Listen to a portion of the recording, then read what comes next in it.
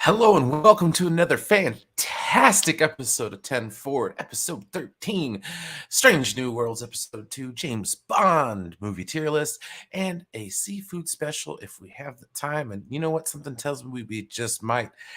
Anyways, let's start the show.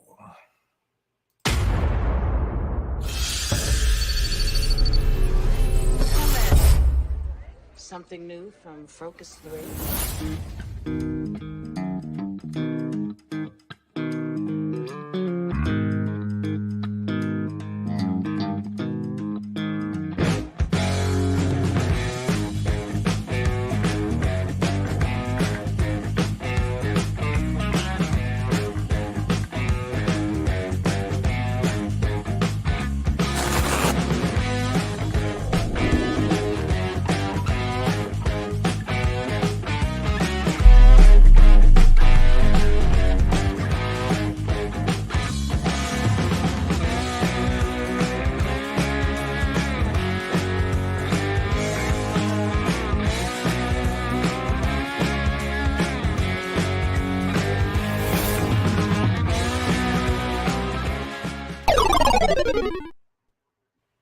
Hey everybody, welcome to another once again welcome. I got Chris and Thade here today. Welcome, guys. Nobody says Thade's not gonna say nothing. You're just gonna keep your mic muted. I'm pumped, guys. I'm here. Don't even worry. Thade's probably Sure, off. I unmuted him. He's probably doing something. Oh yeah, no, he got it. Never mind. Anywho, I know. Sorry about that. I was grabbing my dinner out of the microwave. Oh, it's all good. You were grabbing your dinner out of the microwave. You really are a total It's a good bachelor thing to pad, do. bachelor pad type of dude, bro. Gordon's fish sticks. No, I have some of those in the freezer. some of the chicken and rice casserole I made last night. Oh, so that's nice. Oh, so he cooked, then put it in the microwave. I ate weekends, I had 3 CBD honey sticks. but I might be drinking my dinner tonight. Cha-chang. All Speaking right. of which, Let's have a little fun, though. I mean, hell, we're gonna talk a little bit of Star Trek, but honestly, I'm here for the cure for the comic book movie. the derangement fatigue, syndrome, as it were, or derangement, whatever, however you want to choose to consume your comic book movies these days. I'm a little tired, so this right here is an outlet for anything but anything but. Hashtag. Oh my god, let's start a hashtag. Hashtag anything but. I can't wait till Kenobi starts, because we're going to be talking about some Kenobi on here, guys. Yes, just got Disney Plus, so woohoo! Yes. This is quite state. Have you caught up on all the Mandalorian and all that Disney kind of stuff? Plus, or- I would have gave you my password months ago if you needed Disney Plus. You never said anything. No, Disney Plus is amazing. I've already watched Book of Boba Fett, but I caught up. I'm catching up on Mandalorian right now. I just assumed you already had it. No, I've a certain somebody already gave me their information, so. Oh, I know who it is. Where's she been? You probably do. What's up, Stella? Hello. Welcome. Oh, wow, right as I fucking say that. Where has she been? Boom, she pops on there. Yeah, I was trying to find something Star Trek. I was like, oh, this was the closest thing that popped up, so. That works. Hey, it's James Doohan. It's classic. It works. Yep. How you doing, hon? So far so good. The laryngitis isn't too bad, so if I get scratchy, I'll be muting myself again. So that's okay. I'm glad you're here. We gotta start Strange New Worlds. Yes, 2 episodes in. I mean, honestly, Chris hasn't seen the second episode yet, so we won't get too deep into spoilers. I know it's okay. I don't care about spoilers. I'm gonna watch it no matter what. This so far, I'm loving that first episode. You'll love it, Chris. You'll love okay, it. so we'll get right down to the nitty gritty, and then we'll do our Bond movie tier list because that's gonna munch up a lot of time. Okay, Children of the Cop, episode 2. Wow. Yeah. Okay, so an ancient alien relic thwarts the Enterprise crew from rerouting a comet on track to strike an inhabited planet. Okay, so I don't know. Doesn't that seem to kind of like fly in the face of the Prime Directive just a tad, though? Oh yeah, but I like the way they flex around it, though. That is true, and it was kind of had like that vibe. The Discovery season finale. Yeah, it's like that's what I thought of. Mm-hmm. I mean, I don't know. I made it a hashtag. Hell, I did. Hashtag anything but. Anything but.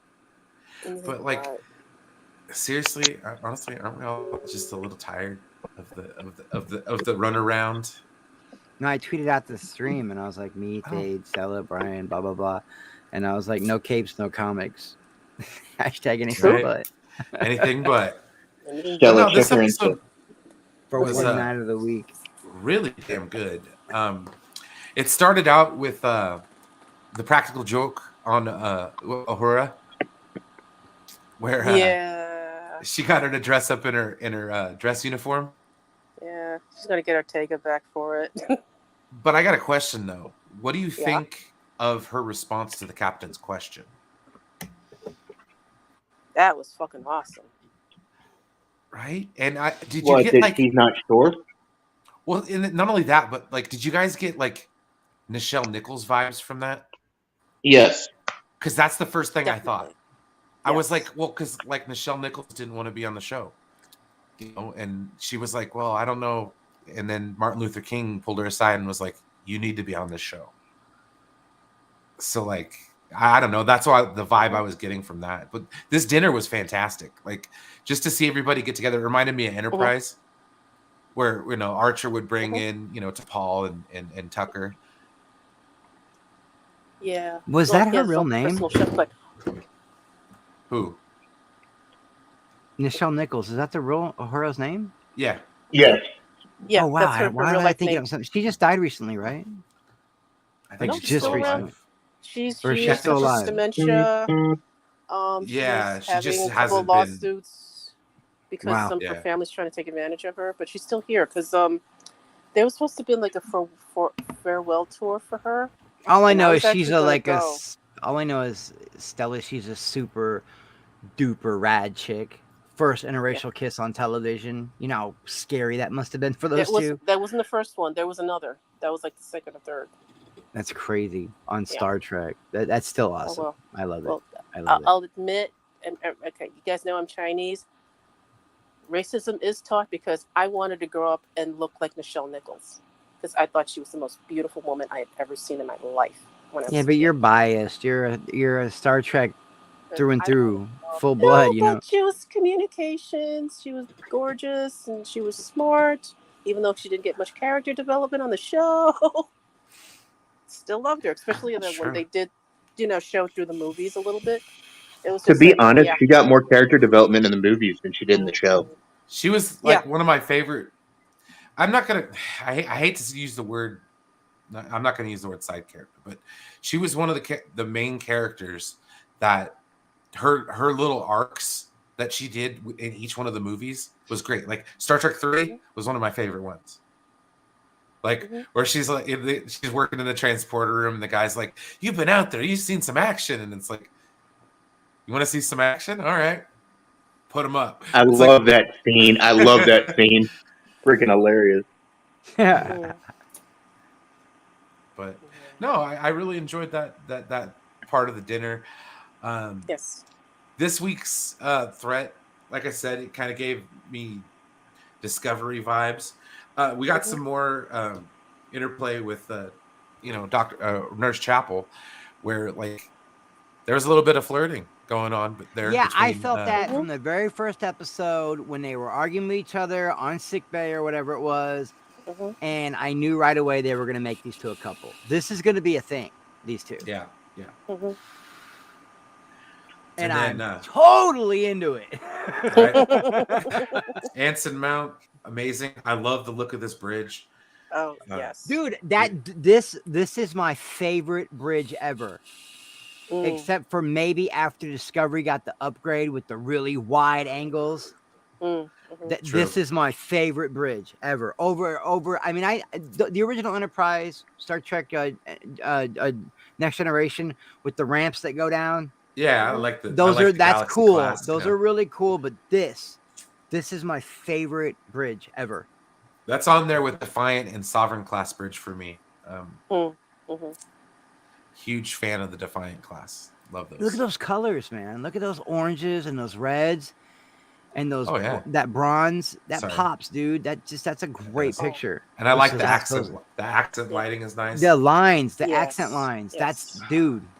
And then this bit here, great with the communication and learning how to communicate with the species. And not only that, but I really dug the concept of this asteroid. It wasn't like the comet season finale, was it, of Discovery, where they had to like make all this crazy new language and use math and because it takes me out of it, man. It gets too science fiction for me. They wrapped it up quicker. Okay, and I can deal similar, with that. But it was to the point. No, this bit here, basically what it is it's a comet that seeds life, and I think like back. Oh to my the next God! generation, It's the Genesis comet. Kind of. No, what I'm thinking is that's like a comet that might have seeded life on our planet. True. And it's kind of or one like it. Yeah, exactly. That makes sense. But like on the inside of this, it's a whole, organism that, lives and talks.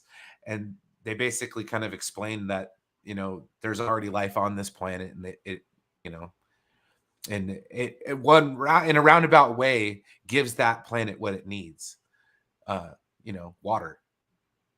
So it kind of veers off course and shoots water down onto the planet to where, they have oceans. Giggity. Yeah, right. Shoots that water down on that planet there. Giggity. But no, it's really nice. I like it though. I love that. What was the name of the episode? The Chase? You talking about the episode where they go around in No. It's Ego the Living Planet. That's my friend Alex is in the one here, in Next Generation where they talk about feeding the planet. What's up, Axel? That guy right there, Slick with it, or what? The one where they find the changeling kind of person, and they're like, "We seeded life throughout the galaxy." Yeah, that's the Chase. The Chase. Okay, that's one of my favorite episodes. With the car, that's my real life friend Alex. He pops in a lot. Yeah. Right on, man. I've known him for like 20 years, but right on. I didn't know he knew about Brian's channel. And Alex is also a Trekkie, a true DC fan, and a major DC fan and Marvel fan. But he talks Trek and Star Wars more. Welcome. Hey, Brian. Question: do you think that the comet was alive so much, or do you think it was built by like the founders? Maybe. Kind of. I think it's built by like that race that seeded planets. That was the device in which they used. Right, the founders or Dominion, whatever. Not the no, I don't think it was the founders. It was the lady who played the changeling. But I don't think it. I don't think they were trying to go well, especially Next Generation at that point. They weren't. It wasn't part of the Dominion, but RJ, as soon as we're done here, we're coming over there, and I'm gonna debate you so hard. Yes. About RJ, listen to me. I'm gonna debate your brains out. Yes. And as soon as we wrap up, yes, we're gonna head over to Movie Madison Entertainment over there at Max's channel, and we're gonna talk Star 20th Wars anniversary, episode RJ. 2. Is it like is debating his brains out like appreciating him? No. Well, it's sort of debating his brains out. Just less mess. Just less mess. Appreciating RJ some more. It was basically it was real life sexual innuendo. That's all. It was just being double entendre. It was being sexy. Hey. Dude, Anson hey, what's up, buddy? I like the controls on the shuttle. That was pretty cool. Manual controls. And Spock is awesome. Yep. Wow, that's what it looks like from the surface. From the comic goes by. That's dope. Yeah. Oh, and I just want to put it out there. This is Star Trek with a budget, folks, for you haters out there. True. This is what Roddenberry wanted to do. Oh, no. Listen, I'm going to keep it real. If you're not into Star Trek, fine. But these channels are out there bitching just a bitch. Are bitches. Because this is the best Star Trek I've seen in years. Yes. Agreed. To make sure. So they're just hating to hate. They look for reasons to be angry. But I got to be honest, the ones that I thought were going to talk a lot of shit about this show blew my mind when they were like, no, this is good Star Trek. The Usual Suspects. Yeah, it actually was like, this one's good. They're actually enjoying this one. That blew my mind, Yeah, I like this bit. Again, I think they knew that they're back on the Enterprise, so they have to do right by this. Otherwise, they're going to kill the franchise. Oh, yeah. So...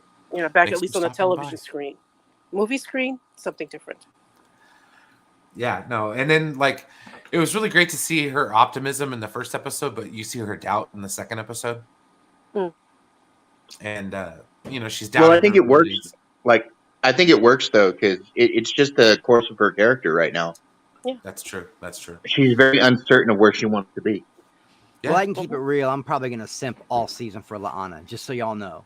Because she's a badass. I just like her. That's okay. Not a problem. And I want to know what her backstory is because something happened to her. Like, did her people get exterminated or something? Like, her backstory from that first episode. Yeah.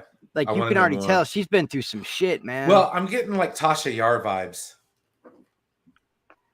Are you talking about the security chick, right? Yeah. Yeah. La'ana. But, Tasha, they killed her off pretty quick, right? How many seasons was she in? She was in 15, 16 2 episodes. Yeah, she was she was not around. She lasted in one. She was killed off before the end of the first season. Skin of Evil was one of the last episodes. I'm gonna keep it real. I never thought I'd think Rebecca Romijn was hot in Starfleet attire, but yeah. Oh shit, no problem. What happened? She had a problem with the internet. She'll be back. But anyways, no, dude. This is like Mystique Rebecca Romijn. Exactly. It's crazy. And that long brown hair, that's what sets it off, man. Because I'm used to seeing her with blonde or at least, you know what I mean? Well, she really looks like Majel Barrett, kind of. Really does. It's kind of eerie a little bit. Especially she's aged well too, man. Oh yeah. Yes. Gracefully. But yeah, no, all in all, this week was really, really good. Have you guys noticed that when they transport, they use the original transporter sounds? That's crazy, right? Little things little nuances like that where you're like, oh shit. Yep. I think that they're gonna give Uhura, they're gonna give her a lot of time on this show. Yeah. Oh, absolutely. I think so. She's gonna be one of the main stars, and that's when people are gonna be like, "It's woke." All we see is fuck them. And I like Spock better with the beard. I do. I like Spock better with the beard. This Spock is growing on me. I hated him at first, Brian. And the whole brother sister vibe. I wasn't digging it. Then I actually started to feel like they were brother and sister. And the more I saw the sacrifices he would make for Michael, even going against going completely against Vulcan logic, just for her. The more I started to like him, dude, because he will show his human side. Well, he even brought it up in the first episode.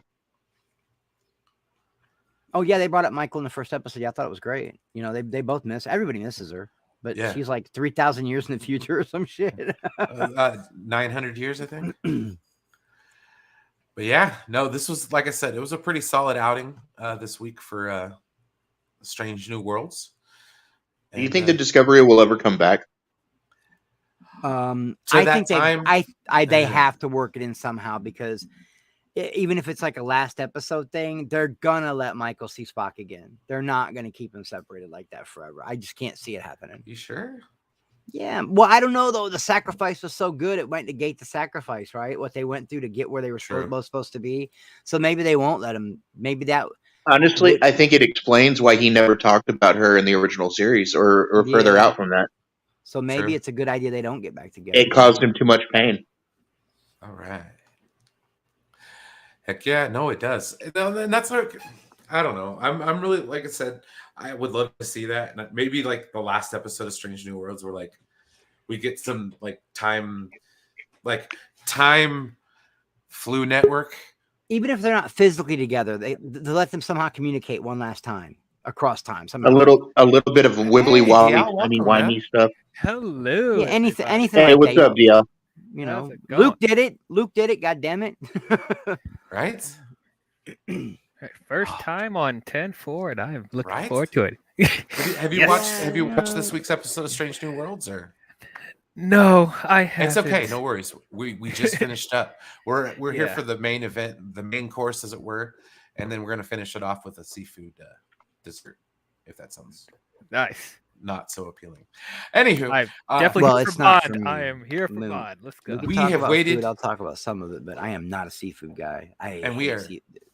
Oh man, I don't know why you picked it. I'm a little pissed off. You got, I don't know. We'll probably burn up most of the time doing this. So it all depends on if we have the time. So we're gonna start clearing some of these food choices with me. God damn it! All right. Hey, Stella, welcome back. Thank you.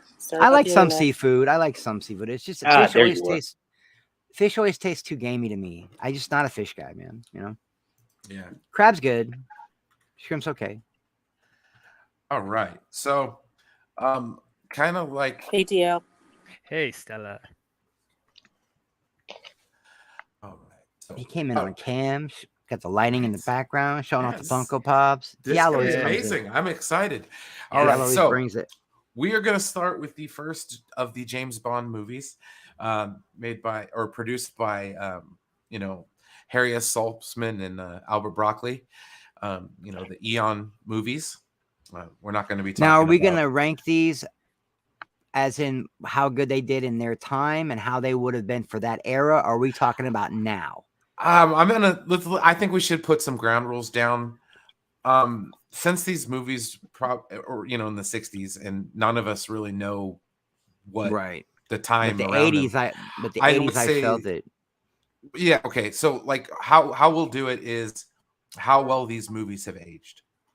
There we go. Are they dated or not? Because I know things like Vito a Kill and Octopussy are dated, but those are great movies, man. They're great movies. Absolutely.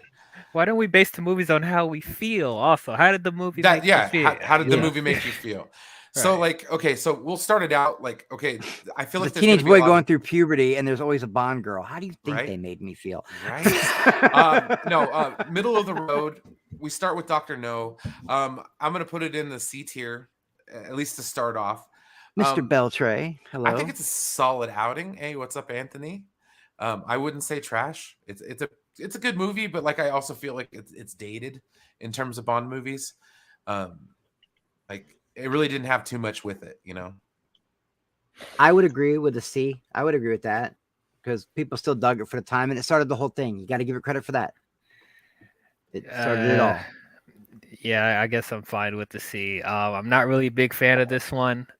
There's some good moments here and there, and that's about it, though. DL's right. It's got a couple of good moments, but it did so we're looking at Dr. No. Then I can barely see this screen. Give me a second.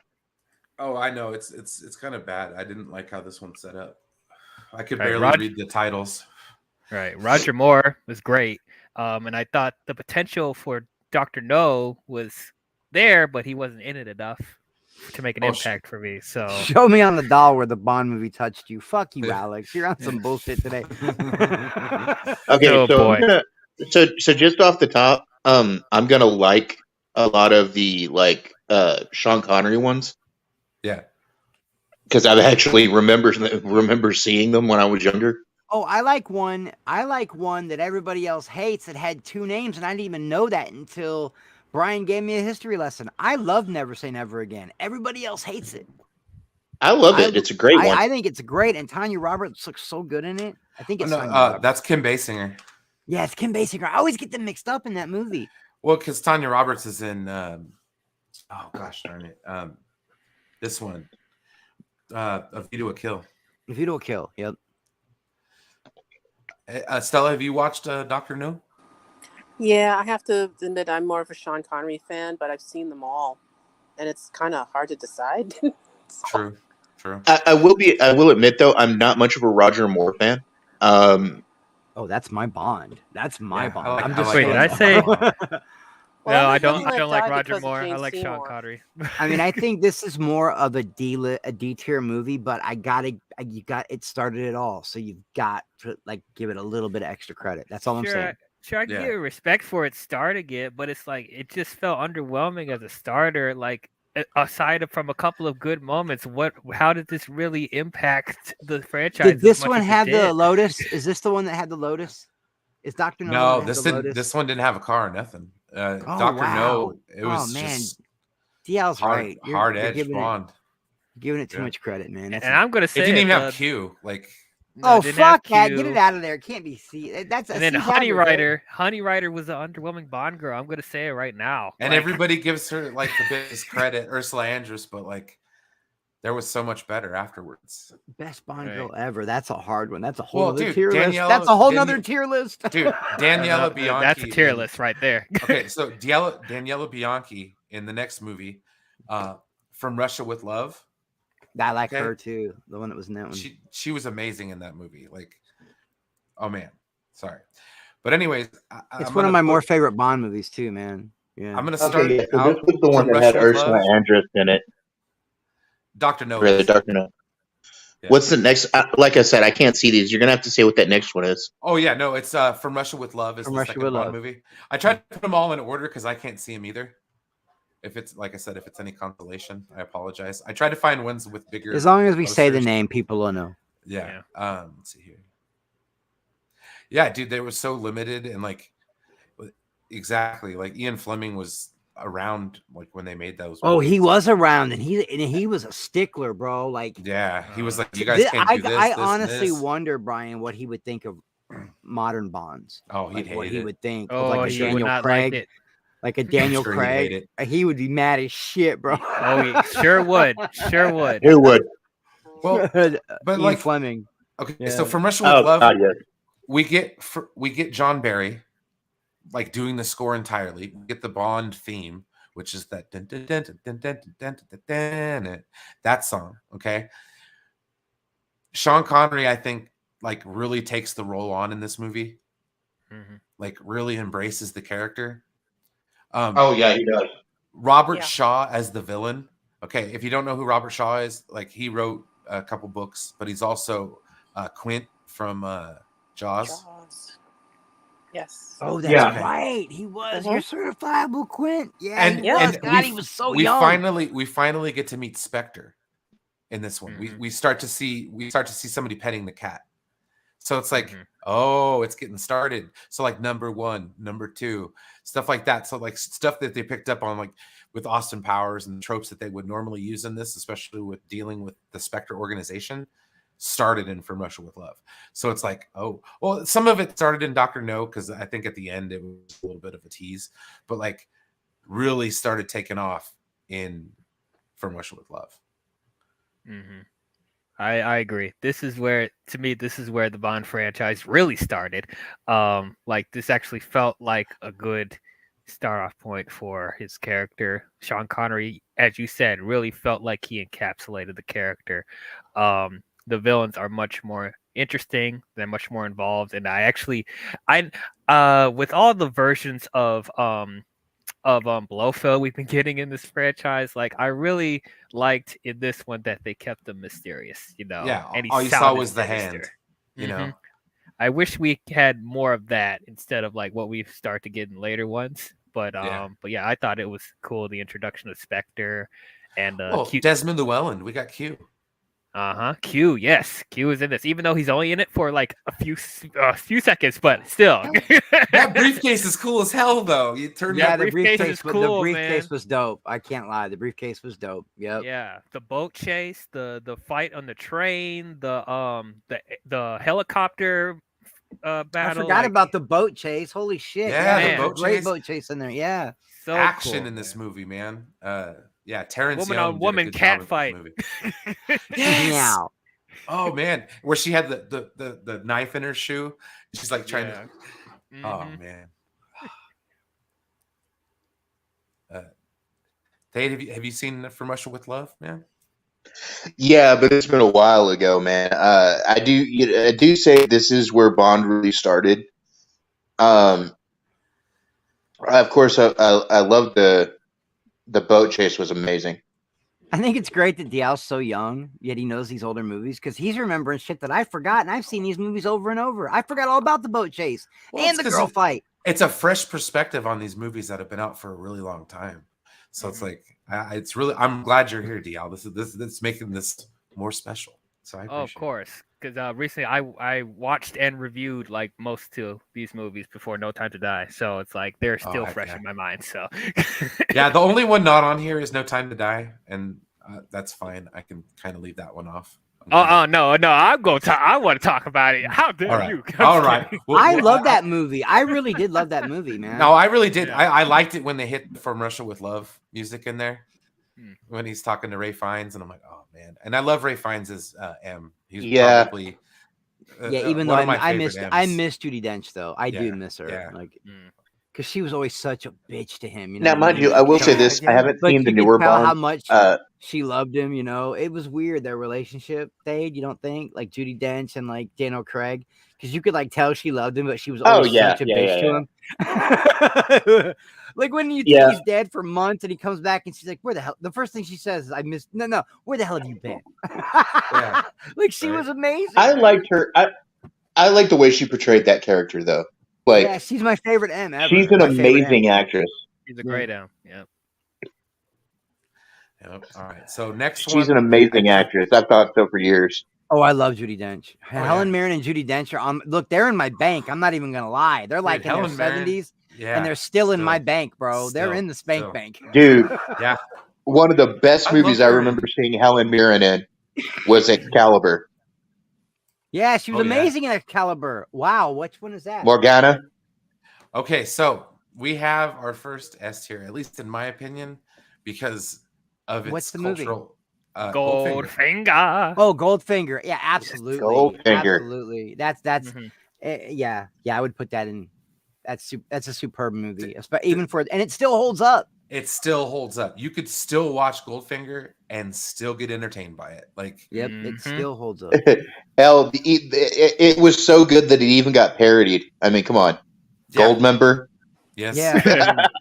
A lot of the things you saw from the Austin Powers type movies were directly from this. A lot of spy movies that took off in the 70s. Now that is the one with the famous quote, right?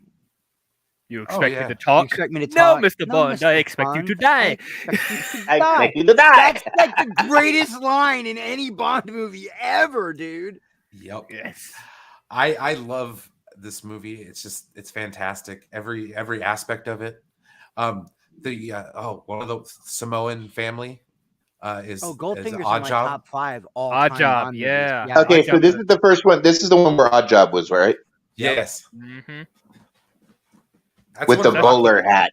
Yeah. That's one of the Rock. Isn't that one of the Rock's cousins or something like that, or uncles?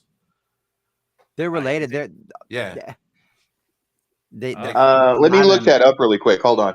I want to say it's like King Maiavia's brother or something like that. Like he's up there. He's one of the Samoans. Okay. Famous wrestler. But yeah, no. Let me look that up real quick. Hold on. Oh, absolutely. But no, this movie, like, it was so good that they didn't parody it, they copied it. Like, They made Yeah. more of these movies with different spy type setups, and I remember every cartoon. I remember watching Doug, and he wanted to be a spy, like stuff like that. Even growing up, it didn't even have to be Goldfinger. In the Black Widow movie, right before she runs out of gas to run the generator, I think it's Goldmember that she's watching on her computer. Yeah. I think I know it's a Bond movie, but I want to say it's Goldfinger. Goldfinger is one of the ones that when Pierce Brosnan came out in the early 2000s and they were really starting to rock James Bond hard, you know what I'm saying? Like really pump out a movie every 2 years, great weapons, cool bows. They were going to re-release some Bond movies in theaters, some of the old ones, and Goldfinger was the first one they were going to re-release. If they ever did it, they were going to re-release it. Yeah, why not, man? And you can still go see it at the classic drive-ins or the dollar show now. Every once in a while, they'll be showing that with like Jaws or Goldfinger with like 48 Hours or something from the 70s, an older movie. It's great. Every once in a while, you'll get a Bond movie at a drive-in. Yeah. Dude, that'd be awesome. Yeah. Can we talk about that Shirley Bassey theme? Like, oh my goodness. Okay. She has done, what was it, three Bond movie themes? 3 or 4, yeah. Yeah, this one, Moonraker, Diamonds Are Forever. Yes, and I think Moonraker is the one that I hate. Moonraker wasn't very good. What's the one with the gondolas? The giant gondola that's flying, and the pigeons do like double takes of the gondola. It's really slapstick comedy. Which one had the flying gondola? The flying gondola. Oh, I think that's Moonraker. That's Moonraker. Yeah. Oh yeah, that's right. It was Moonraker. Oof. With the double taking pigeon and exactly. Okay, so the connection between Oddjob and Peter Maivia was they were friends. Okay. And Peter Maivia was actually in You Only Live Twice. Oh really? Yeah. Oh, heck yeah. Well, that's the Rock's grandfather. He was in You Only Live Twice. Oh wow. Heck yeah. Nice. That's the next one after the one we're going to talk about here, which is Thunderball. Oh man, I kind of don't know where to put this one. It's not a bad movie. Okay, so these are all still Connery era ones, right? Yes. Okay, go when we're going through these. Go ahead and for the audience, tell them when the actor changes. Okay, gotcha. Yeah, absolutely. Yeah, no. This is Sean Connery. I think, forgot who directed it, but I think that's it was the first appearance of the Aston Martin, if I'm not mistaken, too, was in Thunderball. Goldfinger was the. Was it Goldfinger with Goldfinger? That was the one with the car. Yep. I think they brought it back in Thunderball, though. I'm not too mistaken. Yes, they did in the beginning scene. Yeah. When he rides off with the rocket pack. Honestly, okay, I don't want to sound like too much. I'm not the biggest fan of Sean Connery, but dude, I do respect his work as Bond. Yeah. Thunderball is another one of those movies. It's fun though. It's a fun movie. It just doesn't feel that much. It doesn't feel that much like a Bond movie. It feels more like I don't know. It's a fun movie though. Yeah, I have the same opinion of it. Doesn't feel like a Bond movie. Well, that's why we got Never Say Never Again. But yeah, I'm just sorry. A rehashing of the same script. Yeah. So, I'm sorry, guys. I'm underwhelmed with Thunderball. I really was. I had a lot of fun with it. It just didn't feel like a Bond movie. Yeah, I was on a high with Goldfinger, and that was the first that really got me. Like, yeah, now this is really, really getting good. And then the next film, I'm just like, wow, this movie felt very slow. It's like, what is this, Tom Jones? It's like watching the first Planet of the Apes. That Tom Jones theme, that's actually one of my favorite Bond themes. That's a good theme. It was really good. Theme. The pre-title sequence was really good, and I was thinking, man, this is probably be better than Goldfinger. But then I'm just like, dang, this movie just does it. There's not much happening in the middle. This movie creeps, dude. It creeps along, man. Like, the underwater I have fun stuff. with it. Even the underwater stuff, which they were selling for this movie, like even that felt slow. I'm just like, and it went on so long. I'm like, can we move on, please? Oh, y'all are being haters. I love Thunderball and Never Say Never Again. I think they're both very fun movies. They don't really feel like James Bond movies. And in Thunderball, it did creep along, but when something big did happen, it woke you up. Then again, I guess you should never say I woke up. A movie woke me up in the middle of this, so that's not a good thing, I guess. But you're kind of like really getting into the story and the dialogue, and then boom, something happens. Yeah. Right. But no, I mean, I don't know. What was the villain's name? I moved it down. Largo. I don't even remember. The villain was kind of weak, though. I remember the villain being kind of weak. His name was Largo, but they copied him in Austin Powers with Rob Lowe as the young one. Yeah. Yeah. Number 2. Yeah. Right. I mean, the boat chase thing at the end was cool. Yeah, that's true. But at the same time, you got to be thinking, man, another boat chase. And Never Say Never. Oh my God, the boat chases in these movies. There's so many. God. There's so many. Even in the modern Bonds, there's boat chases. Just nothing but boat chases. Nothing but boats. But they're in like these exotic locations, like where's my mom's dad from? Not Naples. My dad's from Naples. Venice. You get all these really great scenes in like Venice and stuff in some of these Bond movies. So they're in exotic locations where the streets are the river, so you can have fun with it. But at least it Never Say Never So Again. It's a boat chase in lieu of a car chase. Yeah. But in Never Say Never Again, we had the really cool motorcycle jump and the tricked out like Street Hawk type motorcycle that Sean Connery rode with the machine gun. I mean, it was cool. What's up? What's up, Shree? I think that's why I took it out of A tier and put it in B tier. I think it's a solid outing for Sean Connery, but not the best. Oh no, it's definitely not an A-list movie. The next one we're gonna get is Sean Connery's last Bond, as it were, which is You Only Live Twice. Check out Shorty peeking in. What's up, guys? You Only Live Twice. So, that's one I think I haven't seen in so long I don't even remember it. It's honestly, dude. It's forgettable, is what you're saying. Oh, wow! I really liked. Really? You Only Live Twice. Well, I mean, we got Donald Pleasance. I mean, as like our first actual Blofeld. Blofeld, yeah. Yeah. I don't know. I just felt like. Oh yeah. But I felt like Sean Connery kind of didn't really. He knew it was his last one, I think, and he was kind of. It's like he phoned it in almost. He still had one more left in his contract after this. Yeah. Right. Okay, and he just straight walked. He's like, "No, I'm done." I guess, like, he kind of phoned this one in, guys. I will give you that. Like, he wasn't really as in it as the previous movies. I'll give you that. And I've got better scripts coming my way. Highlander 2. Right. And I'll admit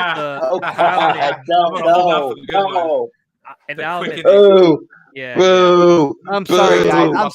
I'm sorry. I deserve that booze. And I'll admit the plot for this movie is very silly. It's very over the top. But like, so what's the name of the Bond girl in this one? I mean, they're all interesting names. I can't remember. Damn, that's a good one. I'm about to look at it. Oh, Giganta Vagina. That's the girl that's in this one. Oh, don't forget Thunder and Goldfinger. The Bond girl was Pussy Galore. Pussy Galore, though. I mean, that was Goldfinger. Pussy Galore. Bro. Where did we get Portia? Where was Portia Carr at? Anybody remember? Portia Carr. Is it like group beer or just like trail beer? That was a newer one. Wasn't she a newer one?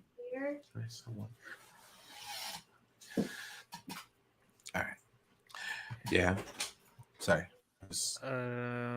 Nah, man, do your uncle shit. That's cute as hell. What I go get your uncle a beer. Aki was the Bond girl in You Only Live Twice, I think. What did he say? Okay, so no, here's the thing. Are we gonna 2022 this? Don't gloss the timeout. Stop. I asked you a question. What about the beer? What happened with the beer? Got me a drink. Okay, just checking out. Nice shit. I thought he told you to go get your own beer. Oh my god! I probably should have. All right, now we can go. That was funny, okay. Brian. I don't know, man. I think on the next one, I'm gonna have a bit of a hot take, just because I'm very partial and I love this movie. What's that? Oh, yes. While George Lazenby isn't the greatest Bond, I freaking love this movie. Okay, Oh, and I'm putting God. it So right up good. there in A tier. Oh, Her Majesty's What movie was that again? Her Majesty's Sorry, Again, I I can't see haven't it. got there yet. On Her Majesty's Secret Service. Yeah, on Her Majesty. Oh, that's a great one. That's a great one, actually. You know, it really is. Okay, George Lazenby is James Bond. Yeah, he was an Australian model. Okay, and they saw him at like a barber shop or something like that. And he's in one of the best Right? Bond movies ever. That's crazy. Yeah, Yeah, it's Right? nuts. It is nuts. But he ends up screwing it up because he thought he was James Bond. Yeah, he thought. Yeah, you know how motherfuckers get like, I am James. You're Yeah, not no, 007. You're Nah, about bro. to be 00 negative, pal. Like, You're Like, just yeah, a probably number. you need a couple more movies to solidify that, man. But the story, though. Okay, first off, James Bond falls in love. Yes. Like legit falls in love and gets married. Okay. His wife dies at the end of this movie. Oh, that's right. She does. Mm-hmm. Okay. We get Louis Armstrong's last song he recorded. Well, he recorded the song. Yep. They were recording it while he died. Like, and that's All the Time in the World, which is used too much in No Time to Die. You know what? I'm just kidding, dude. I got know. the feels. Wasn't Lazenby's only one though? Wasn't this George Lazenby's only one? Who's Yes, Diana yes. Rigg? Was that her name? Oh, and yes, Diana Rigg. Look at Diana Stella Rigg. coming in clutch. Stella, I'm telling you, man. She was amazing. Okay, first She off, was great. She was in the TV show The Avengers. Yes, she was. TV show. Yeah. Oh, that's right. With what's it? Don't get me wrong. Yeah, dude. Oh. No shit. I forgot all about that. Dude. Listen, one of the sexiest episodes was where she was chained to the wall in that corset, and she had to reach and get the screwdriver to undo that metal corset. I don't know why, but as a kid, I've never seen anything sexier than a. This is gonna come out way wrong. This is gonna come out all serial killer now, but you know what I mean? Like the way she had to reach. That was a great show, man, and she was really pretty. No, she was amazing. And then they made a remake and fucked it all up. Yeah, they would talk about that. Yeah. But no, I think they did a great job. I mean, just the entire, like, them getting to know each other. Telly Savalas as Blofeld. Like, Yeah. Now it's odd we got another version just Right. before we had the previous version. And then we get another version with Diamonds Are Forever. So that's so weird. But I still like this version of Blofeld a lot. No, that's why we say versions of Blofeld. right? Yeah, that's the first. It's like place I think I alternate saw reality Blofelds, you know, like. Seriously. I was surprised seeing Christoph Waltz in the last one. Oh my gosh. Dude, I've never seen anything that he's in that I don't like. I love Christoph Waltz.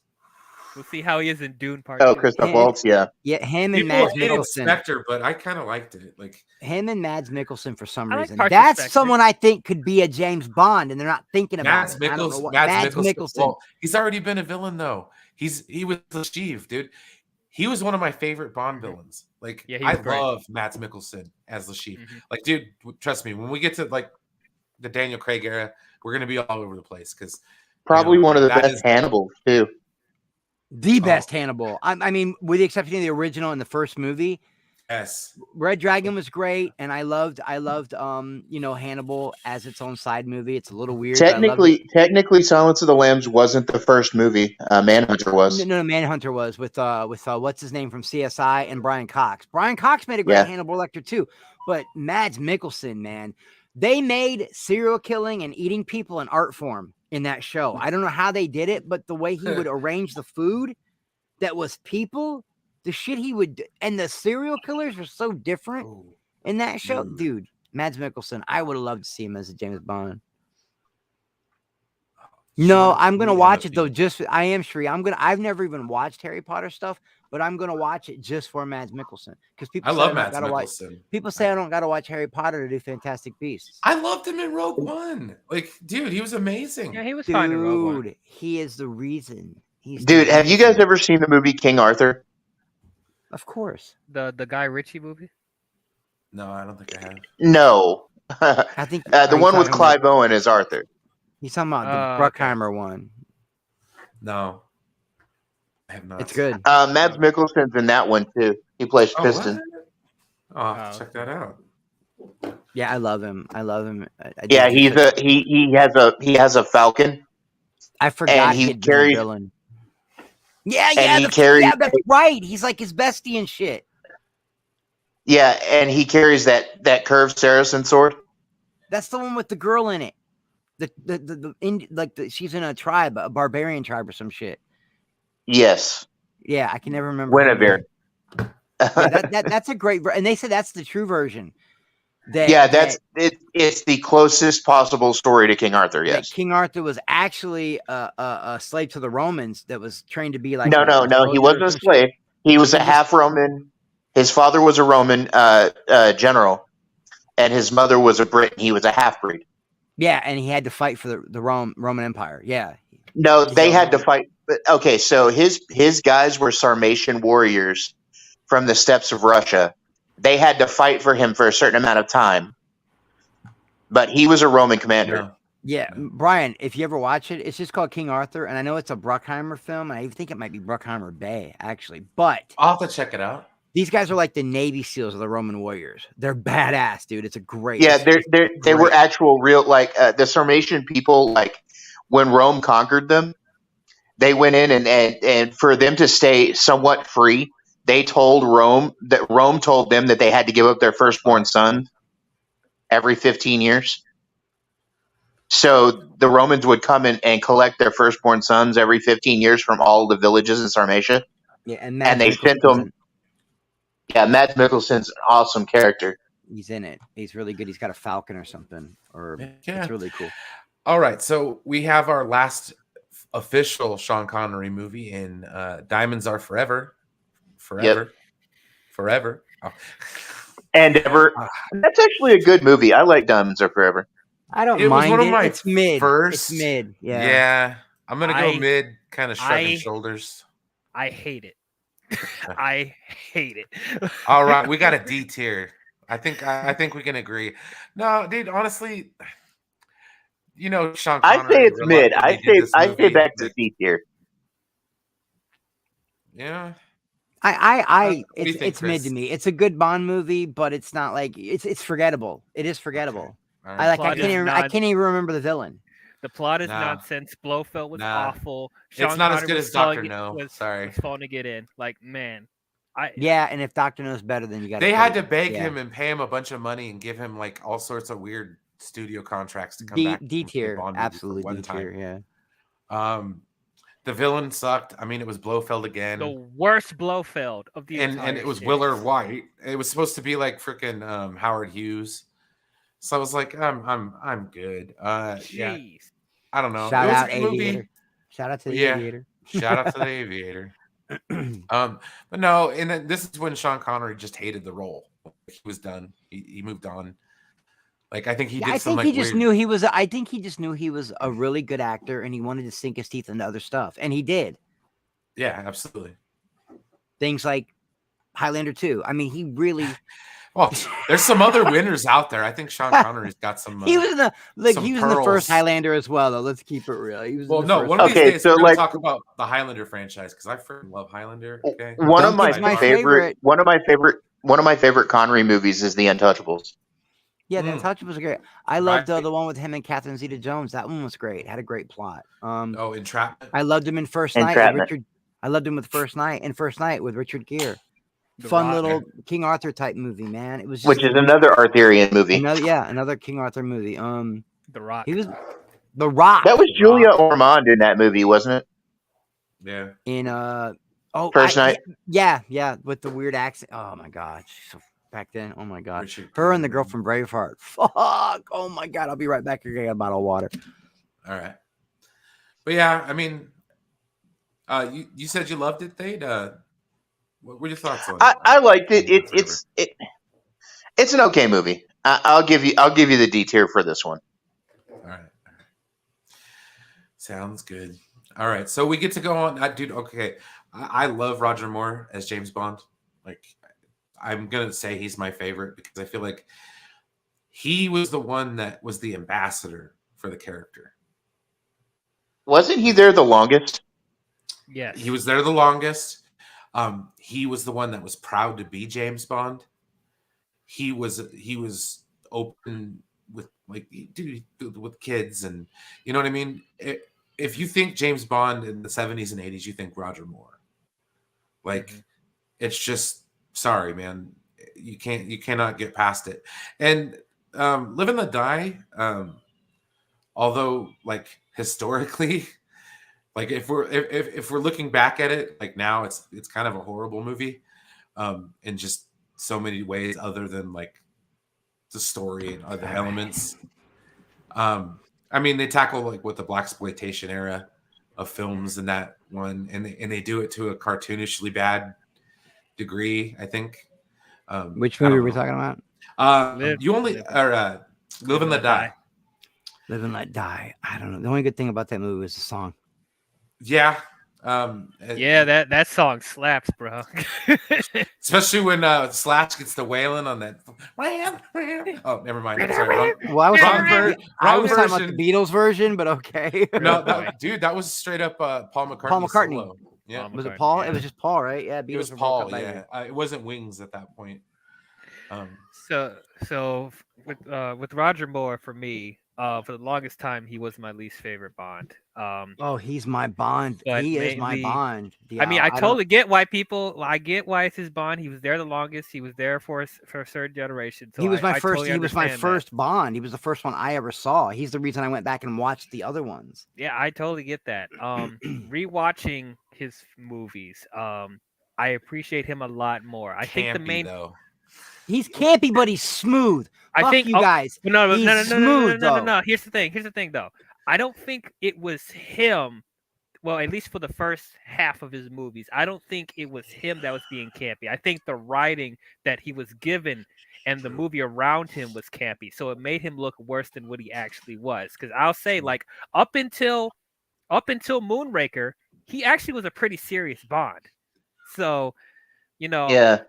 The movies did get cheesy after a while. Yeah, they get. He started silly, cracking with the Spy remember, Who the Loved Me. 70s was getting ready to make way to the 80s. Times were changing. It was a big, it was a big culture shift in that time. You guys got to remember that between 79 and 84 was like the hugest culture shift, Yeah. and early 70s brought that in. What year is Live and Let Die? 77? 73? 3? Yeah. So it was right at the this was at a time in cinema where you could go to Times Square and go into a theater and watch porn with a bunch of other people. It was a weird time, man. I think my other problem. This was also getting towards the dawn of the slasher film and everything else. So, yeah. Right. What was that, Dion? I said, like, my other problem with it is that they let him play the role too long. So it's like I could not buy him as the character to a certain point. He started off playing the role at 38 years old. So it's like, true. And then he was already old. He played it till he was 56. So I'm like, what was his last ridiculous. One? You Do a Kill, right? That was his final. Kill. Yeah. And then they brought in. Okay, we'll talk about Timothy that later, Dalton, man. I can't wait. In my opinion, as much as Roger Moore is my Bond, but the truest Bond I've ever seen that would Timothy Dalton. Yeah. I'm so sad he only got 2 movies, but he was the closest thing to a real License to Bond. Kill was great, yes. But I like Live and Let Die. I thought it was an entertaining movie. I mean, yes, there's some stuff like culturally that does not age very well. Like coming from a black guy with the exploitation stuff, there's some stuff that kind of bothered me with that. But I thought the villains were actually interesting and intimidating. And just remember, it was 1973, kiddo. So that doesn't mean I'm going to give it a pass. It still doesn't. I know it was just a weird time. No, you don't. You should never have to give anything a pass. I could definitely see how it would piss some people off. But I still like the movie though. I still think it's entertaining. I like the Bond girl in there too. I thought she was really good too. I forgot. Oh, and they had that sheriff with the cards and stuff like that, right? Yeah. Oh yeah, Solitaire. Solitaire, yeah. That was Jane Seymour though. She was a good Bond. I like Jane Seymour. Mm-hmm. Wait, Dr. Quinn? Yeah. Yes, Dr. Quinn. Holy shit, she's still gorgeous. She's still gorgeous, dude. Yeah, I loved her in Wedding Crashers. Dude, this chick, 40 some years ago, she was a Bond girl. You know, like 48 Yeah. years ago. So, and she's still gorgeous. How do these women do it? Because I don't know, man. She must have a great surgeon or just be really, because I don't know how old Helen Mirren is, and she's still gorgeous. She still wears bikinis at the beach. Helen Mirren. Yep. In her 70s, rocks bikinis at the beach and looks like a fucking teenager. How does she do it, man? It's crazy. She works out. Have y'all seen Cher? Yeah, Cher. Well, yeah, but Cher's a robot by now. But she's still. That's my Uncle Scott's favorite female on the planet. He loves her. He loves Cher, and she's still really pretty, man. But she looks a little too plastic. You know. Helen Mirren is 76 years old. Wow. Yeah. God dang. All right. So the next in the Roger Moore era of Bonds, The Man with the Golden Gun. Okay. Finally, a decent villain, I think, in terms of Francisco Scaramanga, played by Christopher Lee, otherwise known as Count Dooku. Yeah. Saruman. Yeah. Saruman. Willy Wonka's dad in Willy Wonka. Don't talk about that. Okay. Anyways, that movie's great. I love that movie. Is not great. I mean, okay, so this isn't like the greatest Bond movie, but I mean, I love it, dude. We get Maud Adams for the first time. Yeah. Britt Eklund. I mean, like Britt Eklund. Britt fucking Agent Eklund. Goodnight. Dude, don't Agent get me Goodnight. started. Good night. Oh my god. Agent Goodnight. Okay, dude, and the Bond car from this movie was like a Ford Maverick or some shit like that. It's something like that. Yeah, it flew though, man. It looked like flew though, and then it had that sound effect. This was like Walkabout era Britt Eklund. You know what I'm saying? Like, dude, you ever seen Walkabout? Beautiful. Yes. Oh, she was gorgeous, dude. Full frontal. Beautiful. Holy shit. It's an okay movie. I had a good time with it in parts. I wish Christopher Lee was in it more. That was my other issue. Like he wasn't in it enough. I'm gonna say the Bond theme for this movie was whack. I'm gonna say it right now. Yeah, Lulu or whatever. He has a power. Has a weapon. Man with the gold. But the rest of the music, John Barry kills it in this movie. Yes. I love that. Yeah. Throughout the whole movie. And it's just like, wow. And we get a reprisal of the sheriff, the racist sheriff from, Live and Let Die. But he gets his, where the elephant pushes him in the drink. Yeah. But yeah, no, this movie was really good. I liked it. I think this is like James Bond coming into his own, or Roger Moore coming into his own as the character. I agree. A little bit more serious. Kind of not as much as Sean Connery, as the last one. Because I think that's what happened. I'm still on Jane Seymour because I'm mad because Britt Eklund's in this one. Now I'm really mad because there was a time. Do you guys know who Jenny Agutter is? Yes. No. She was gorgeous in American Werewolf in London. She was a nurse, and I loved her. And she's one of the most Child Play too. Yeah, exactly. She was a great British actress, and I always wanted her to be a Bond girl, and it never happened. And I was like, if you do Brit, why won't you do Jenny Agutter? They're like in the same. I don't know. I'm thinking of Jenny Agutter now. She's still amazing. Yeah, she's still funny, man, and she's gorgeous. And racist sheriff gets his elephant, pushes him. I like how Bond gets information out of the dude, the guy who makes them, manufactures the ammunition for Scaramanga. That's really all I remember. When he has the guy's tie and he has him hanging off of a cliff. Yeah. He's like, where is it? Yeah. And then he tells him what it is, and then he slaps his hand and he falls. Yeah, murderer. Murderer. Mm-hmm. Yeah. But no, like I said, solid outing for Bond. Roger Moore came into his own. I think the next one is fight. That dojo fight, we gotta mention. That was cool. Yeah, that's true. Straight out of a Bruce Lee movie, man. I didn't like it. I get it. I wish it was longer. I mean, it just felt like it was straight out of a Bruce Lee movie. I loved the mountain fortress, or the island fortress that that was cool. Yeah, that was cool, bro. If I could spend like a weekend there with all the Scaramanga was a good villain. Let's just say that. Oh yeah, he was. Yeah, he was. But that was like the only good part of the movie for me. Yeah. And like I said, we got Maud Adams, the only actress to come back twice. Yes.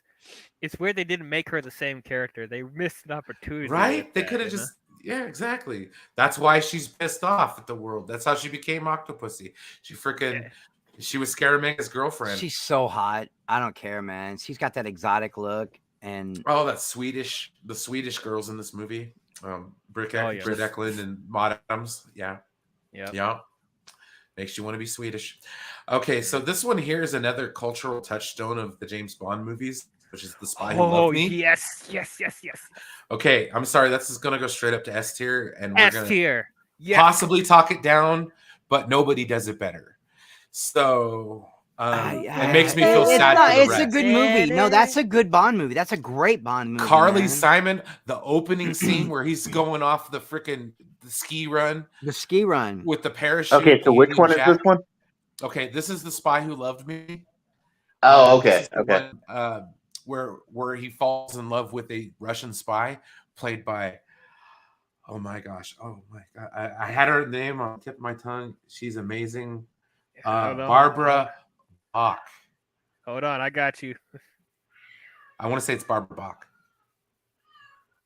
but she is stunning in this movie, and not only that, great. But we get Jaws for the first time. Barbara Bach, you're right. Yeah, Barbara Bach, and we get who's the guy who plays Jaws? I always forget his name. He was Mr. Larson and Richard. Yeah, he just wrote a book and was at a Comic-Con. I think he was at Enosh's Comic-Con actually.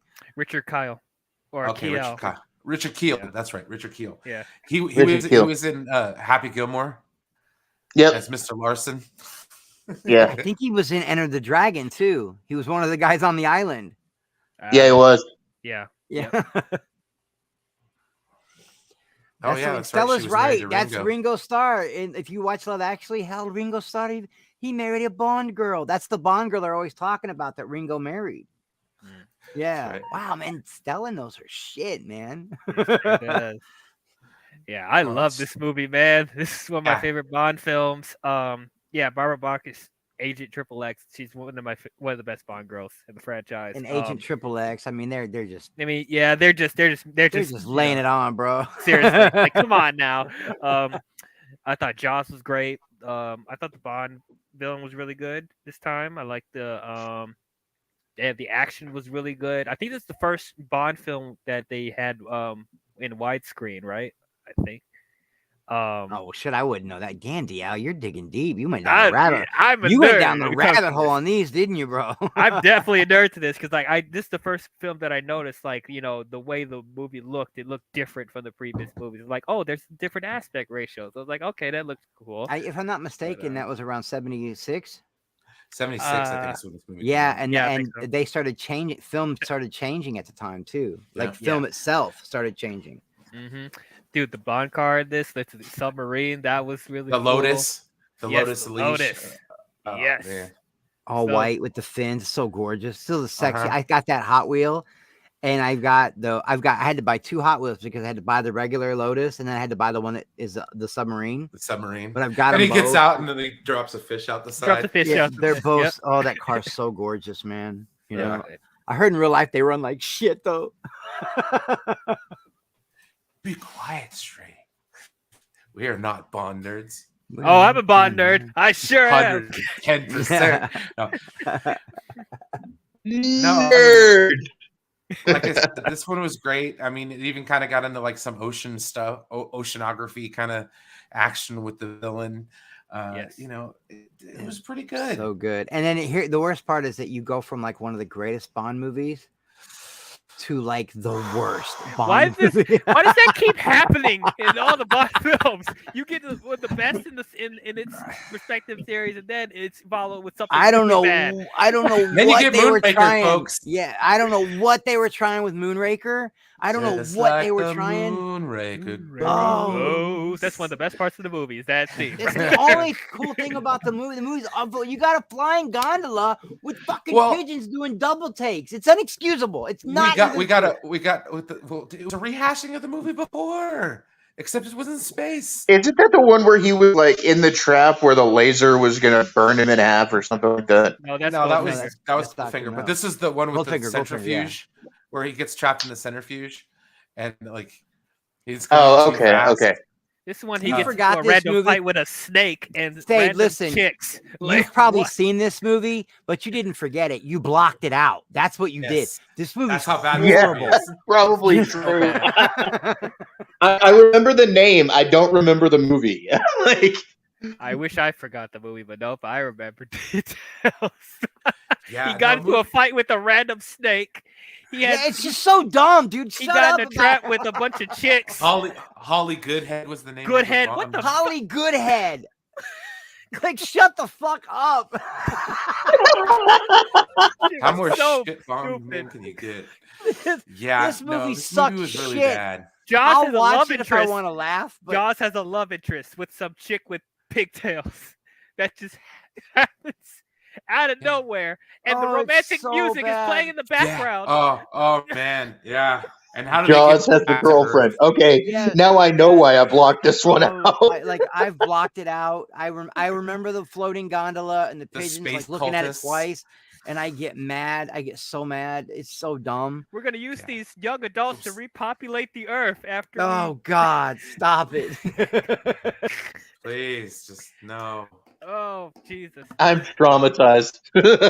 No, that's literally what I say when it comes on. My dad will be like, "Hey, Moonraker's on," and I'll just go. I'll say to my, "Just no, no, Just No. no. just no," because he likes Save it. yourself 2 hours, man.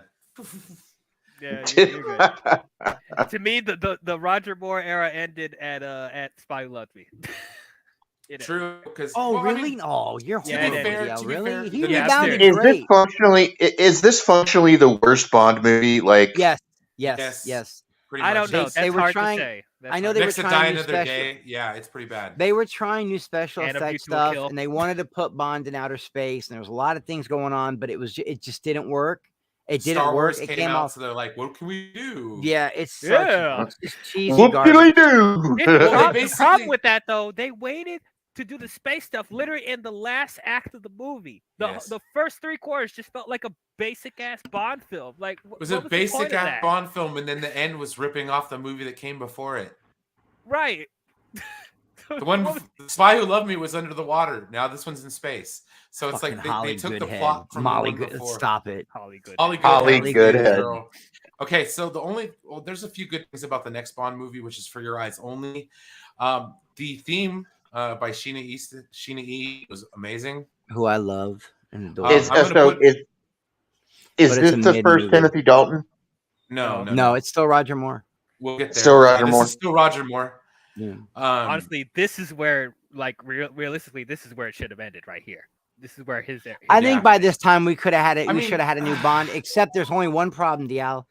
My 2 favorite Bond movies of all time are coming up next. I'm sorry to hear that. I'm really sorry to hear that. I know I get so much shit, dude. I get so much shit. For it. Jolly bad butt. Okay, so anyways, Oh my God. For Your Eyes Only, it's kind of just there Jolly as a bad Bond butt. movie. Charlie Bad. I don't know. I'm not a big fan of it. It was kind of the last one I watched. Very, very mid tier. Very. Yeah, I mean, Yeah, honestly, very I'd fair. probably put it like with the Diamonds Are Forever. Yeah, it's Like, definitely yeah. a D tier. I think. Honestly, I respect them for trying to make this one more grounded after the over the top craziness of the last film, but it was so grounded to where it felt really bland. There wasn't a lot going on. Again, the villain was very forgettable, and there was I this mean, whole he was unnecessary the guy subplot. from the last, or he was the guy from the Last Crusade, though. So that's like a redeemer. Yeah, I mean But- slightly, yeah. But Yeah. the whole subplot with his daughter trying to have sex with Bond Oh, when he's yeah. underage, that was Yeah. really, I was disgusted. Like why? Why is this happening right And now? Bond's like 50. Yeah, Oh like God. no. Yeah. No. Even Bond was like, because I'll say it. Roger Moore's Bond is kind of a man whore, but like I'm glad he actually showed restraint. This with is 'cause it's true. Like, this is true. she's- Roger Moore was a yeah. man whore. yeah, but this one he was actually like, no, I'm not doing this. No, screw this. I'm not doing this. He banged 3 chicks in one movie in View to a Kill. The girl at the beginning, True. then Grace Jones, Yeah. and then Yeah, 4. Oh shit, it's 4. Tanya Roberts, and then It's the one of your Russian chick. favorites, huh? Tanya Roberts and the Russian chick. I forgot all about the Russian It's chick. one of your favorites, huh? He's 56 years old. Like, no. Hey, DL, there's nothing wrong with a 56-year-old man getting a little tail, okay? Not with a Right. girl that's so younger than him. Like, no. Yeah, In it was their 20s bad. and shit. Like, Yeah, It was even no. I bad. gotta be like, I don't know. All how to feel right, about so all I wanted was you're an all-time Was a high. sweet distraction for it. Okay, so Listen, which one was is this one? better. Octopussy. Okay, sorry. We are talking about Octopussy. And it was the first James Bond movie I ever saw as a kid, and that was my first Roger Moore, and it made me go back and watch all the others, and it's my second favorite James Bond movie of all time. I'm very happy for you. And it should be higher because, dude, Okay. just the yo-yo with the saw blades on it, man. The villains was were kinda awesome. That was a cool scene. That was The cool. plane, the little plane at the beginning, the car. The plane stuff was cool. Yeah. I just want to make something very clear. I wasn't agreeing to the underage sex thing, just saying. Okay. Just- no. Oh, we know. Yeah, we know. we know. Yeah. Yeah. Yeah. Alright, This movie felt. I'm sorry if this. I mean, I'm glad this was your the movie sorry, that I got didn't you mean to. into Bond. Like, I'm sure people will have a lot to say what got me into Bond. We haven't gotten there yet, but it's like this movie just felt pointless to me. Like, they didn't need to make this. They only made this to compete with Never Say Never Again. Granted, it was better than Never Say Never Again. It was better. It was better. But to me, it's not by a lot. Octopussy, like, I thought she was gonna have a much more interesting arc in this movie, but she kind of felt forgettable. She was more of a villain that didn't want to be a villain, locked into the shit and trying to get out. It was weird. He was trying to, but yeah, I don't know. That was a weird time for Bond because you had two of them. You had they came out at almost the same time, and you got Sean Connery, who everybody loves. And they're like competing, and they're totally different movie. One movie's the remake of another movie, but it's going against this movie. It was a weird time for James Bond, man. But this movie made me go, Dad, who's 007? And then my dad was like, oh, here, come here. And he showed me all. I have to admit, when I was younger, the name of this movie made me giggle. Octopussy, yeah. They're making fun of it now. Like, come on, you're not even trying anymore. Good head, pussy galore, Octopussy, like 8 vaginas. This is horrible. Like, what are you doing? The name was, but I remember thinking, oh my god, am I saying a dirty word? Right, like, you know what I mean? When you're a kid, you're like, Octopussy. Can I even say this in school? Right. You know, but some of my teachers had seen it, and my dad had. This is back when you could get laser discs. My dad had it, and I was like, this. I saw it on HBO, I think, and I asked my dad about James Bond, and he showed me all the James Bond stuff, and he had some of the books. So I was just like, man, Pop, this is really cool shit, man, and that got me into James Bond. And then I went to see my first James Bond movie ever after this because I saw this one. I wanted to see the next one, and it was A View to a Kill. And by then, I was already a massive Christopher Walken fan, you know. And as I said before, they really missed an opportunity to connect Maud Adams' character in The Man with the Golden Gun with Octopussy. Like, that could have been a progression of her character to make her more interesting, but no, she's playing a she was kind of dull, beautiful though. But Brian, wasn't this a weird time for Bond movies? Because you got Never Say Never Again coming out. It was the same year.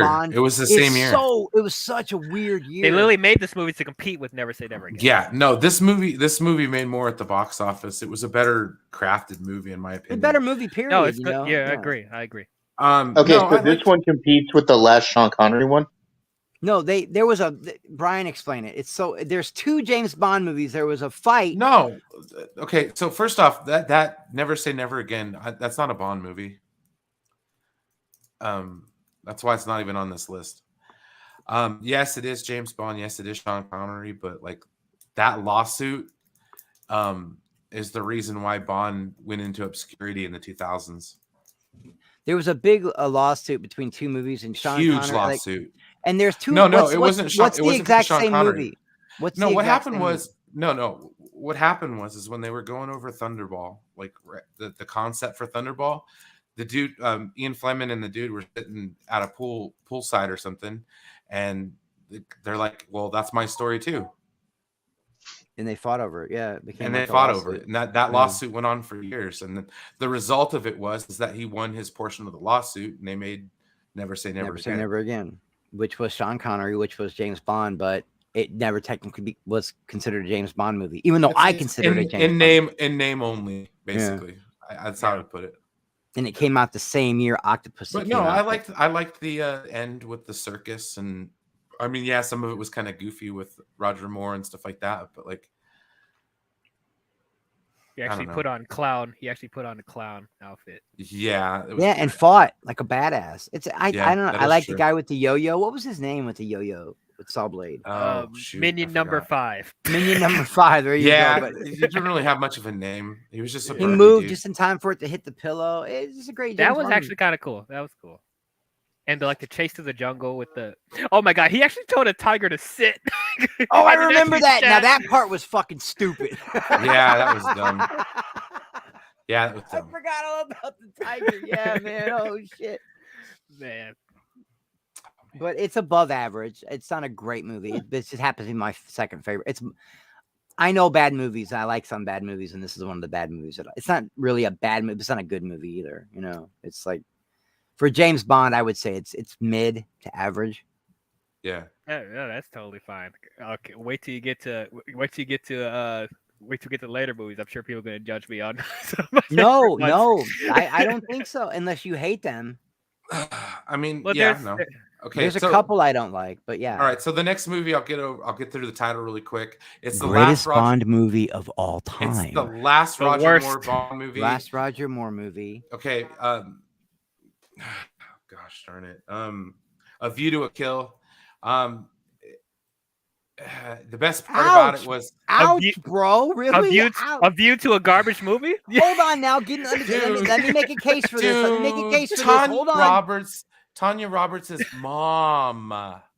Okay, was half the age of Roger Moore when he played this. Let me make a case for this movie. You had an amazing Duran Duran soundtrack that came with a music video. Oh, that once again, the theme was awesome. Okay, you had one of the most over the top, chew all the scenery villains ever in Christopher Walken. Okay, the plot was good. Underutilized. Christopher Walken. The blimp fight on the Golden Gate Bridge. Come on, man. Dude. I had more fun with Mayday, Grace Jones. And Grace Jones was so fun in it, man. Like she was just like I don't know. I just got a soft spot for this movie. This is my favorite James Bond movie ever. Dude, Mayday and Christopher Walken felt like they were in completely different films. What was his name on the side of the blimp? I forgot. I don't know. Something with a Z. The villain. He was. Yeah, I don't know. But yeah, like Roger Moore shouldn't have came back. He was too old. I couldn't buy him pulling off any of the action sequences. I could tell that there were stunt doubles and like, dude, the stunt doubling in this movie is awful. Like really bad. You can tell whenever people are falling to their deaths, you can tell that was an inflatable body falling. The special effects at the end were horrible. So bad. They used that front projection crap. It was terrible. Right. And like the Bond girl was very forgettable. Tanya Roberts was forgettable. Tanya Roberts was okay. Sure was. Donna's mom on that 70s show was forgettable. Look, she is a knockout. She was gorgeous. Those eyes are just lovely. But no, she was one of Charlie's Angels. Oh yeah, cool. Yeah, right. Yeah. After what's her face left? Yep. After Farrah left. Right. But nope, she was bland. Even the movie cover is cool. They're on the Golden Gate Bridge. He's got the gun. I don't know, man. The fire truck chase was so ridiculous. Zorin. His name was Zorin. Yeah. Zorin. Right. Max Zorin. Zorin. Yeah. Okay, so here we go. We're going into the Timothy Dalton era now. Yes. I can't even. This is not even an argument. Both those movies are S. Both of them. Both? No, the first one was good. The first one was great. You didn't like Living Daylights. I said it was good. I loved the Aha song. Yeah. Living's in the way we fucking be out. I love it. Oh, dude, I love that song. Comes the morning and the headlights fade away. Okay, Oh, dude. I'll say this: one's an S and one's an A. John Barry's last turn at the helm for the music in this movie, with like a like almost more electric Bond. In this one, And it this was was very the one with that 80s. crazy Italian guy, right? That was also in Showgirls. That one guy. Oh, he no, was the that's villain. the next one. That's the next one. Oh, That's the okay. next You know who I'm talking about, though, right? Yes, Like, I know. I love that dude, man. That's Robert Davi, dude. Yeah, Robert Davi. He's so fucking good in everything he's in, bro. Yeah. No, this movie was great, dude. Miriam Adabo. Dude. Yeah, I like that. Okay. No, her and her sister, like, I forgot what her other sister's name was, but she was on Star Trek: The Next Generation. She was the other Q, like the female Q. And dude, she was great in that. She was one of my favorite Bond girls. She actually hosted the Bond Girl movie. I was gonna mix it. No, the first one was The Living Daylights, right? And then License to Kill. Yeah, The Living Daylights and then License to Kill. Yeah. I love it. Which one had the semis? License to Kill. License to Kill. Okay. But this one had like the bow case, or the cello case when they're going down the the slide down the cello case. That road on the side of the cliff with that really great. Oh, it had an Aston Martin. That was a nice against nice the motorcycles. Car. That was dope. That was and I like that because it was like the time it was really Soviet Union. Yeah, very Cold War. Very Cold War era, bro. Very Cold War movie. What year was this? 86, 87? 86, 87. Yeah. Just a great era for those kinds of movies. Total Cold War Bond movie. And I love Timothy Dalton. He was great. He's so frigid. He's a great Bond. He's serious, a great Bond. Like hard edge, super dude. frigid. Don't give a fuck. I will kill you. Yeah. Exactly. I got a mission and nothing. Like, dude, the closest we'll ever get to like Solid Snake. You know what I mean? Like, this dude is badass. I love this movie, man. And everybody was so up in arms about Timothy Dalton, and then they saw him and they didn't appreciate him right away. And then later they were like, fuck, I wish I would have had more James Bond movies. He only got 2 though, right? He only got 2, man. He needed 2 more. He needed 2 more, man. Yep. Well, what was this? Okay, so what was this last movie you were talking? I got called away to the door. The Living Daylights. Last movie you talked about? The Living Daylights. The Living Daylights. The first Timothy Dalton one. Yeah. With just like all the super high tech seriousness, Cold War era stuff. So good, man. The only thing I didn't like about this movie was the theme. Which one? Oh, you don't like the Gladys Knight theme? You don't like the Gladys Knight Living Daylights theme? Are you serious? Okay, so here's why. License to Kill. This is License to Kill, right? Yeah. Okay, yes. Yeah. Yes. Oh my God. I got a license to kill. Dude, it's so good. Okay, I heard that. Okay, so I was like hyping myself up today. So I'm like, yeah, I'm gonna listen to Bond films or Bond music on Spotify. Yeah, on that midnight train to Georgia. Yeah, bro. Man, I ran out of skips and it kept coming up with that damn License to Kill song. I'm like, can you please play Chris Cornell's "You'll Know My Name"? Please. Some Adele, Skyfall, anything. Oh, Adele killed it on Skyfall. I ran out of skips, man. I was pissed.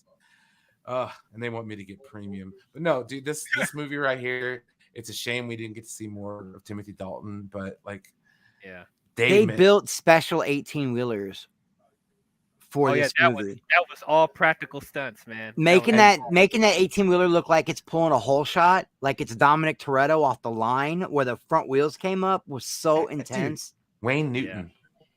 Wayne Newton, straight up, and the villain, Wayne Newton is in this movie, and the villain is so good. Robert Davi, so fucking good. Benicio del Toro, right? Just oh my God, dude, it's this crazy movie was loaded. loaded. Young. Like seriously, like it was. Who was the Bond girl? Holy shit, who was the girl in this one? Carrie. Oh God darn it, she ended up in Law and Order. What the hell's her name? Carrie Lowell.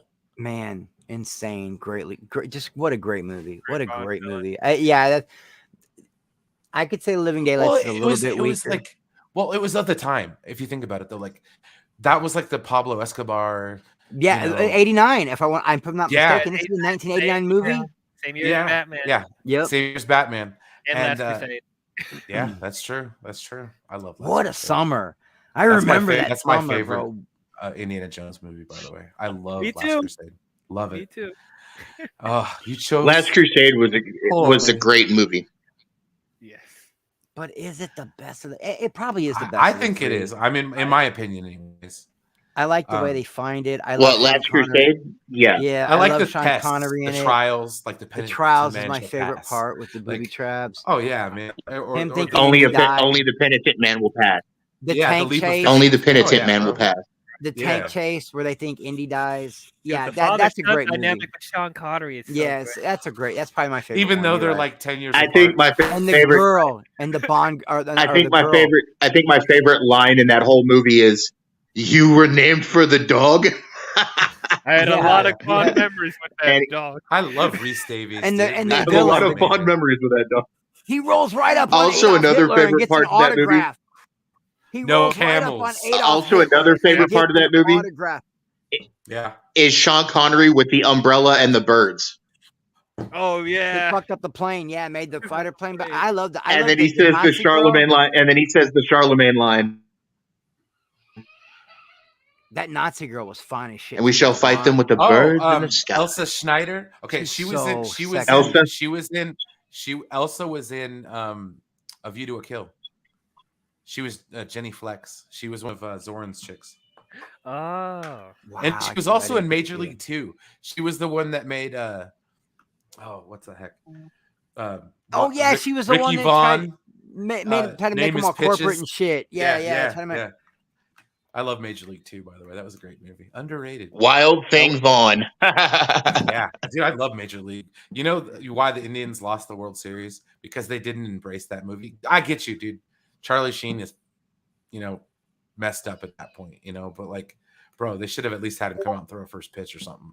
Do you remember I've the always- movie Hot Shot? Oh, dude. Of course, I don't like Part parody 1 and movies, part though. 2. Oh, yeah, dude. Part What's that? D.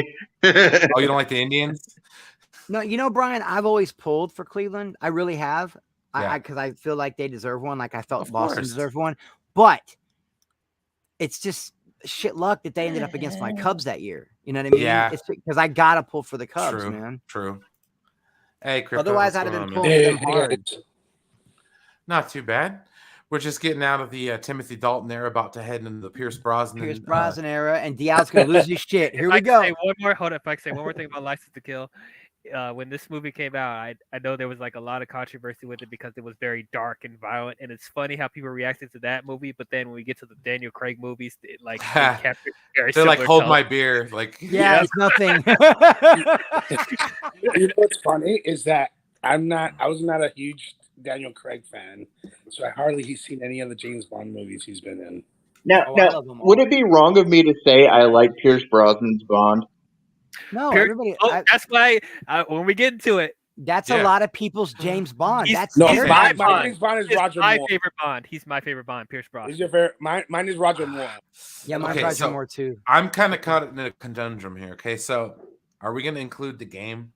Because if we include the game, that's S tier all the way. I mean, the game Because- is good. Oh, you What's told the me we got fir- GoldenEye the game. What is the first-person shooter most of us have ever played? Oh, GoldenEye? GoldenEye. Oh, yeah. GoldenEye. And Well, Actually, for me, it was Wolfenstein. For me, it was I was going to Wolfenstein, say, but GoldenEye, I besides remember. Wolfenstein. on the N64, and I want to tell you, man, N64. Sean Bean was a great villain in Yes, this he movie. was. He Yes, was he so was. good. And then Oh, scene at the end where they're fighting on the satellite dish, brilliant. I love this Tina movie. Turner, the theme. I love it. Tina Turner, man, come on, this is such a great movie. GoldenEye. Oh, dude. Yeah, no, GoldenEye was amazing, dude. Famke Janssen as Dude, As- dude, yeah, Xenia Onatopp. the way she would Oh, crush dude. you, she would one of the With her greatest Bond thighs, chicks man. ever, dude. Yeah. And she would crush you. And then Anna that girl from Fabio. Braveheart. That girl Yes. from Braveheart was the other Bond girl in this movie, Yes, right? Isabella. Dude, this No, is no. different. She was in. She was in Tomorrow Never. I think it's Tomorrow Never Dies. She was the villain. Oh yeah. The other Yeah, chick she wasn't. from- yeah. Anna Top was the only female. She was the only villain. No, But I mean, Isabella. it was Tomorrow Never Dies that she was the villain. Yeah, It- yeah. it- She yeah. was. It's Tomorrow. Yeah. It's a, But di- it it's a was still. different chick. You know, Oh, to that's make right. up- They swerved us. They made us think Yeah, she was a good guy through the whole movie, and then swerved us at the Yeah, end. swerved with us her. at Yeah. the end. Yeah. Wait, no. Wait, what? In Tomorrow Never Dies? No. It's, No. no. The world is not enough. It's Well, The world is not enough. Electric the world is King. not- They're talking it's about one of those. Electric King. Tomorrow never dies. Right, The world is not enough. Bro, Yeah. they're talking about Electric King. Yeah. Okay. I've You're talking been about reading. his wife, Braveheart's wife, that they slit her Yes, throat. I know. Oh my god, that movie's so fucking awesome. Okay. No, I'm talking, Brian. I'm not talking about Braveheart's wife. I'm talking about the girl. You're you talking know about, who I'm talking about then, right? You're talking about the queen, the princess chick. that fell in The love. Oh no, with it is a princess. I'm sorry, I haven't seen. It's a princess princess. that fell in love with her. No, his wife is S played tier by all the way. someone- GoldenEye, bro. I agree. Yeah, with you, GoldenEye Brian. is probably Do you one guys of my remember? Do you guys speaking of the game GoldenEye? Do you guys remember Perfect Zero or whatever the hell it was? Perfect Zero Dark. I remember. Perfect Yeah, Dark. Zero Dark was pretty Perfect fun. Dark or Perfect? Was it Perfect Dark? Was Perfect Dark? Anyway, it was a clone of GoldenEye. If you remember, the stages were just the same. It was the sequel. It was the sequel on GameCube. I get all these Pierce months mixed up by year because he was Bond for a long time, man, and did some great movies. There was the one with the little mini boat. There was the one with there was GoldenEye. There was the one with Halle Berry. There's some great Pierce Brosnan movies coming up, man. How many did Daniel Craig get? Daniel Craig got what? Four. You got five. You got five. Yeah. Five. Okay, so the next one we have Michelle Yeoh. Yeah. And Tomorrow Never Dies. Terry Hatcher is amazing, but the movie is not. It kind of deals with media.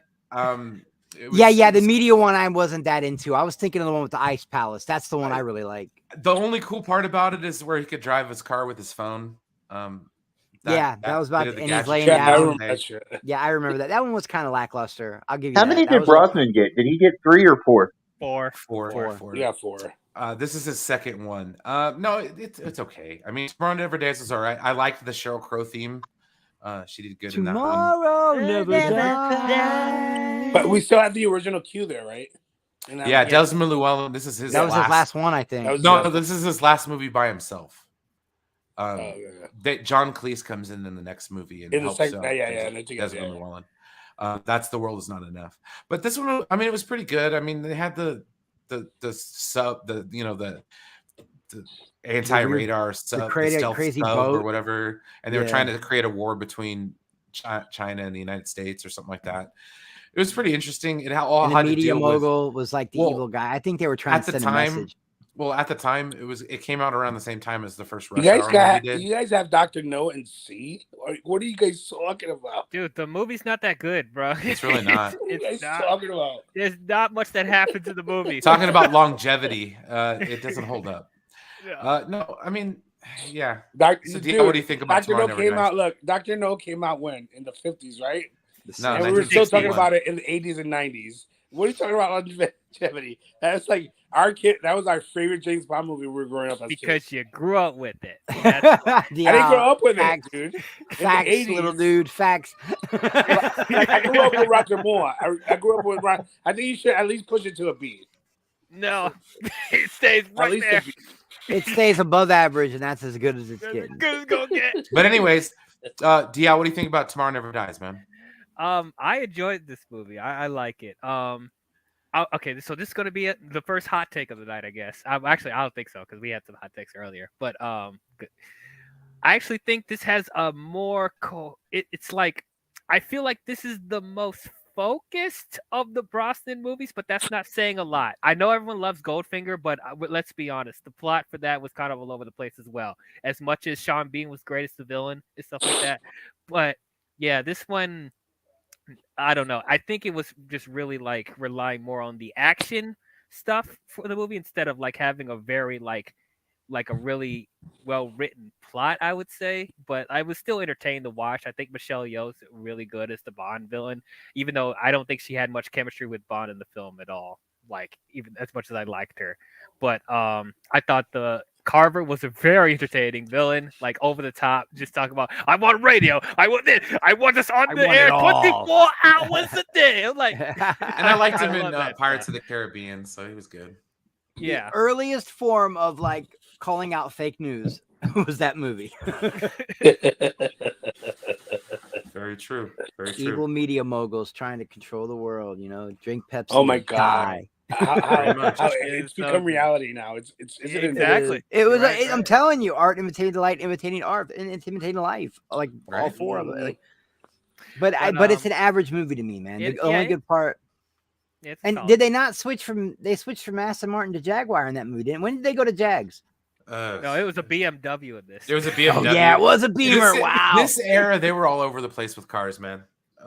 Yeah. Whoever gave them money to put their car on screen. I love that the first movie about media moguls was also the first movie with product placement. Will BMW pay you this much to have it in their movie? No shit, dude. No shit. But yeah, Bronson is still my favorite Bond. I feel like in this one this is the one where he actually felt like he Are we embraced the missing one character. down at the bottom there?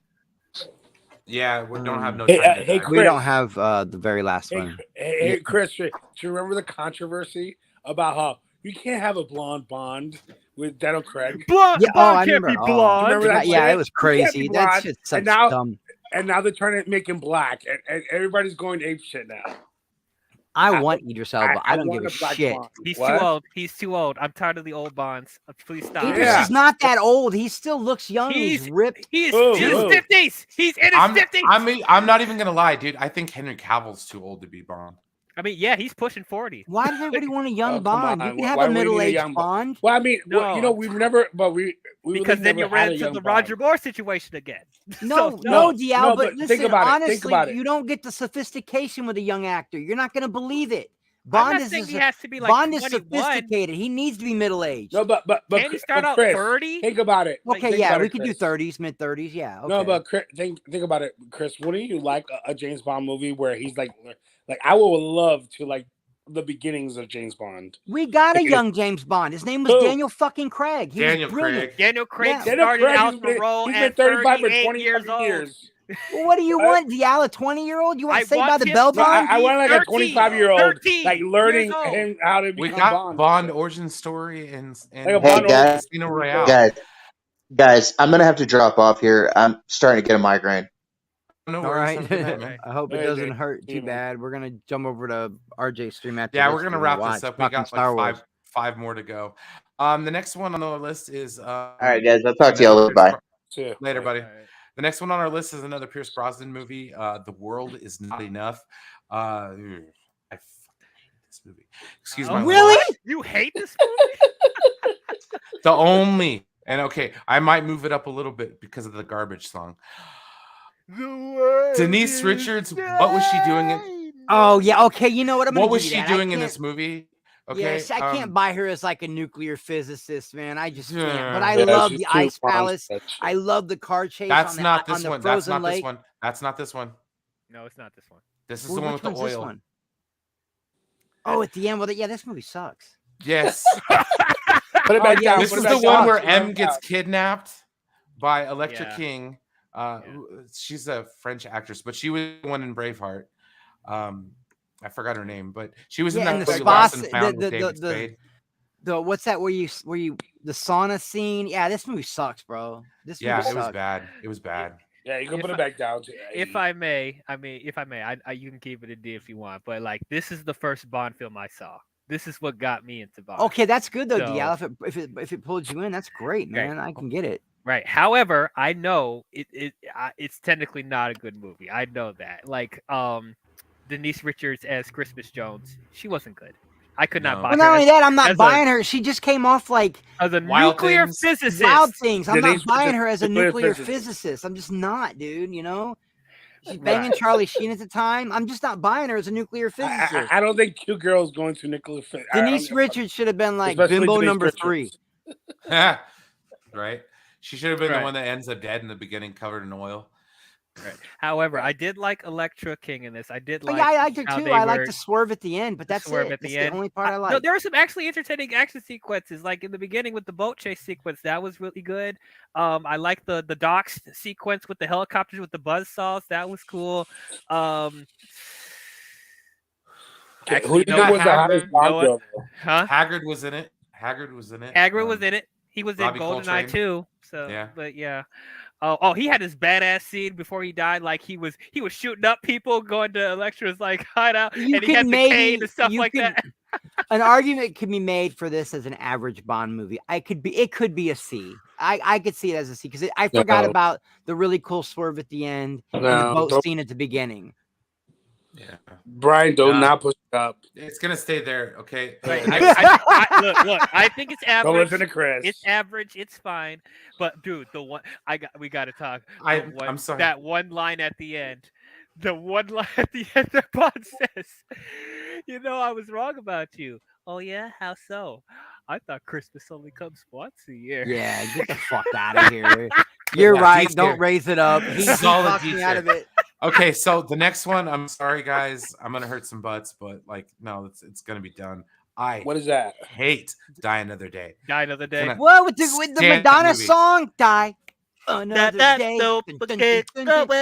I almost ran out of skips on that. Okay. Oh the whole premise of it, like conflict diamonds in North Korea. How does that work? Dude, you got the great And then, scene like, where they literally Is that the one with the ice palace the at the Chinese end? guy that turns into a British guy? Yes. The one where the bomb blows Asian up guy and the turns diamond to the British stick to the guy. Asian guy's head. They're stuck. Oh, yeah. Rosamund Pike That is was so the whack. only That is redeeming so- thing in That's this like the movie. worst one. I thought that shit was like. What are you talking? The worst one? This chase on the frozen lake, Rosamund Pike. No, I was done with the giant satellite laser. This is a great movie, done? bro. That's Done. James Bond all day kidding me? long. The A Death giant Star satellite in a fucking in a James Bond movie. Yeah. No, thank you. I'm done. Dude, I thought that know. shit was like. I love this movie. I thought You that guys shit are was what's that hating. called? The Kingsman. Hating. No, You guys yeah, are this fucking this hating, Is It felt like a before Kingsman Kingsman. movie. This is You had Doesn't the Kingsman? You had doesn't freaking the laser Kingsman beams feel like coming out of the sequel to that sky, movie? man. That's Freaking stupid. laser attached to their freaking This heads, is not man. a superhero movie. What? Dude, No. but It seriously, was though. He was, doesn't- dude. Okay, no. Okay, I will end all arguments right now about how bad this movie is. How does he escape? It's a fucking laser from the sky. How does he No, escape? he's CGI was parasailing, guys. Oh He's yeah. got the big terrible. wave behind him, man. Oh, get out of here, dude. No, I'm done. Okay, that scene was CGI awful. Water, That scene was like, awful. No. Awful. That scene was awful. He stopped his heart to trick the people in the nursery to escape his thing. And Q was I've only played seen it by one time, so I don't remember half of this shit. I really Q love was this played movie. by I don't know John why. Cleese in this movie, which I'm okay with John Cleese. I liked him as Doctor is Q. fine. Yeah. But no, like, come on, Halle Invisible Berry, car. dude. Even Halle Berry, like, come on, dude. I love Halle Berry, but like, dude, she was horrible in this movie. And they gave her like that was like the first time they had like retro clothing. They gave her like the retro bikini. They wasted her in this movie, man. Well, Like, she was Jinx, right? I loved Yes. Jinx in this. She Man, I could- loved she her. could have been one-liners. Do you Yes, remember how yes. popular she got? That they were going to give her her own series. You guys remember that shit? Her own spin-off movie. They were going to give her her own spin. You know how good she was like way popular when she became Jinx, and they were like going to do a spin-off of Jinx. I don't know where that went, but they were going to. I remember that. They even were talking about it. It's just like I said, man. Die Another Day. It's okay, but like, I wouldn't. No, sorry. It's Moonraker bad. I'm sorry. That's it. Invisible car. Jesus. What's Okay, this? so the next one is Daniel Craig's first outing as Bond. No, Oh. that's got to go. Listen, Oh. I said, and I'll die on this hill. I said that A View to a Kill is my favorite James Bond movie, and it is my favorite. But the best James Bond movie ever made is Casino Royale. Yes. It's one of the Facts. best. One of the best. Who did Casino Royale? Daniel Martin Craig. That was his Campbell. first. That's his first one, right? Yeah, right. and That's Martin love Campbell. Casino Royale. Martin Campbell directed I've only this seen movie. two of his. Yeah, I haven't seen Quantum of Solace. Martin I Campbell haven't is seen Spectre. The high stakes poker game, Brian. Him having Oh. to jumpstart his own heart in the car. Mads Mikkelsen. The villain smack him in the balls Eva with Green? that rope. Oh my fucking god, Oh, Eva Green. Dude, stop Oh, it. This Eva is the Green. greatest James Eva Bond movie ever Green, made. yo. I'm so sorry, great. it is. I agree. This Like, is the greatest James Bond movie ever made, dude. Like for real. I love Casino Royale. Like, Eva Casino Green Royale's is great. my favorite woman in the planet. And So I'm great. one of the people. Everybody hates the sequel, and I know we're gonna get to it, but I'm one of the people. Oh, God. It broke my heart that they killed her off. He fell in love with her, and Yeah. all the rage you feel in the next 3 or 4 Bond movies is because he lost her. hey, Well, Mr. there was Wayne. equal to it. I haven't seen this one. Casino Royale. Oh my gosh, dude, you need to watch No, it. I've seen Casino Royale. I haven't seen the last. Mr. Wayne, Quantum he's of with Solace. me. Mr. Wayne's with me because Quantum of Solace is a guilty pleasure, but you feel his pain. He just wants revenge. That's all he wants. Yeah. He just wants revenge. He watched that girl drown, man. No, I have not seen these three: Quantum of Solace, Skyfall, and Spectre. I have not seen these three. Okay, look. I tried so hard with Quantum of Solace. I really did. Yeah, I tried it, watched it so many times, but like it is so incoherent. And it's an average movie, I'll give you that, but I love it because he's out for revenge. I'm in it for the love story. I'm not even gonna lie. Honestly, what love story? He's angry because that girl drowned. She was evil, but she turned back and she's like, you knew he loved her. He watched her drown in that cage. He was helpless. He ended up in the hospital, dude, and all he wanted at the beginning of this movie is find these motherfuckers for me. That was the whole plot of the movie. I get it. That's the one thing I could hold on to. Mr. White, like, and then he falls in love with his daughter. Like, what? Like, okay, no, we'll get to that when we get to Spectre. But anyway, like, but dude, the Bond theme in this was terrible. It was awful. No, I love Jack White and Alicia Keys, dude. It was so bad. Yeah, I didn't like this. Casino Royale. Okay, I will say, back to the last movie, Chris Cornell's theme is one of the best James Bond themes ever. Agreed. It might be my besides the Duran Duran one, it might be my favorite one of all time. I love how the gun barrel we're like the biggest nerds on the planet, aren't we? I love Chris Cornell. I miss him so much, man. He was so good. Rest in peace, Chris Cornell, dude. You did the best. I got goosebumps thinking about that song. I love that song. You'll Know My Name is the best Bond song ever. But dude, Another Way to Die is pretty good. I'm not gonna lie. You had both of them. I love Alicia Keys too. I love Alicia Keys. I know. And Jack White, Alicia Keys. It was like, how could you go wrong? No, it was above average. I really liked the movie. I saw it in these are the movies I saw in theaters: Casino Royale, Quantum of Solace. Skyfall, don't you have another movie at the end though? Because you didn't pick it.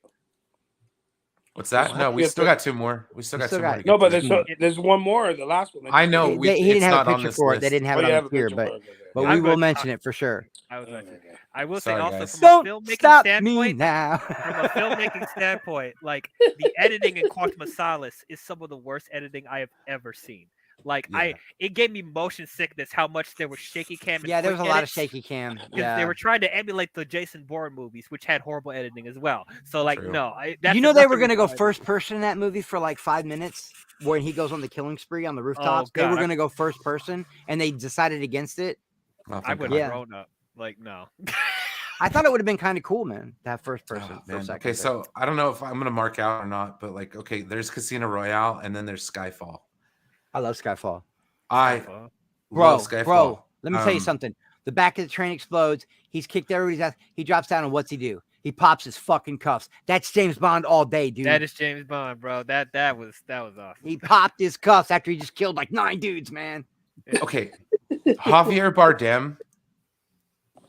Amazing Bond villain. He was very good. When he finally and he was so brokenhearted because M had just gave him up, and he's like, "Do you know what cyanide does to you and it doesn't kill you?" And he shows her his face. Takes his face. It's just like, I knew he was going to be a 2-part villain.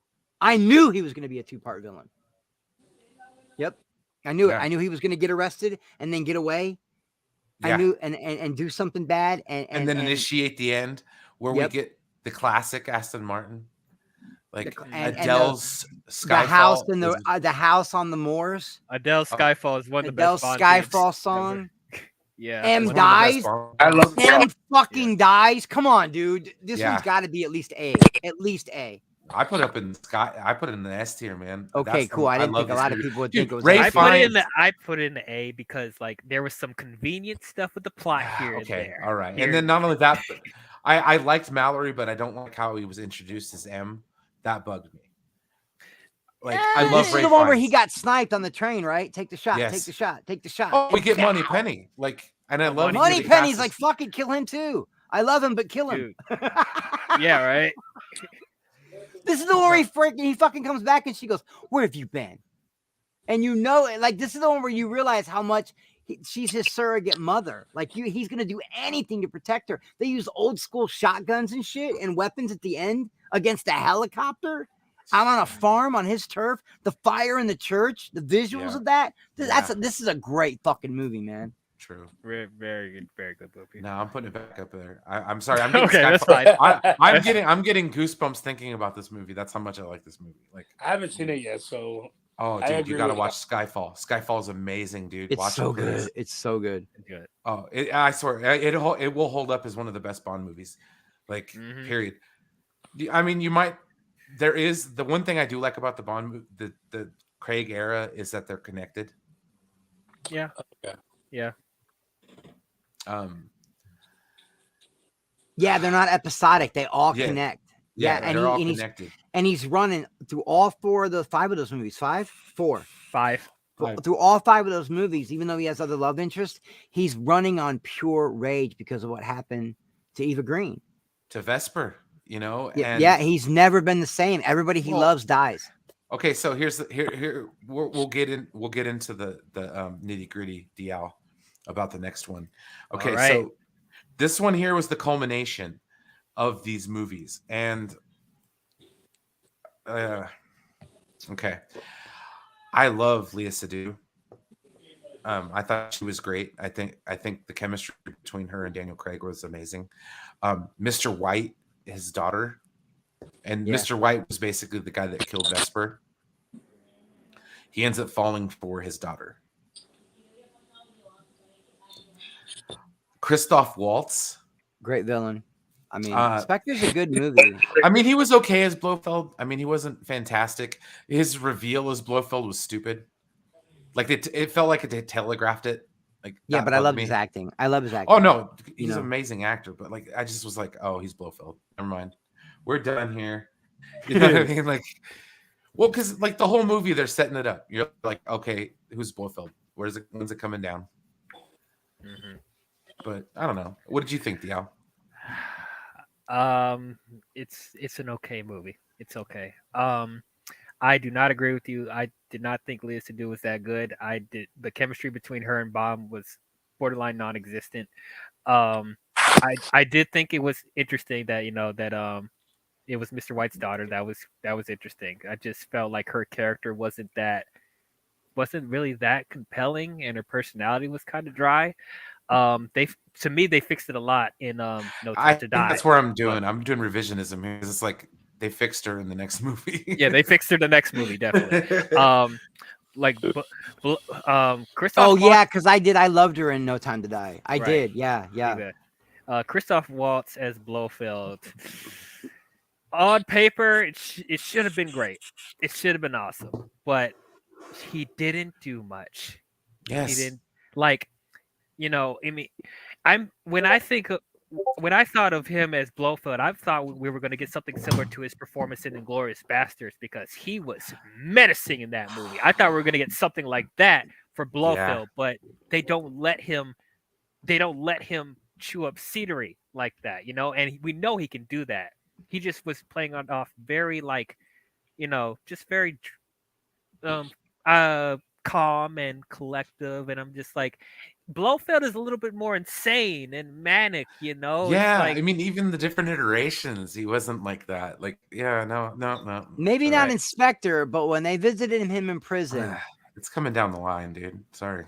Yeah, I'm sorry, man. Like, I keep going up and down with this because there's some entertaining action sequences here and there. I thought Batista as Mr.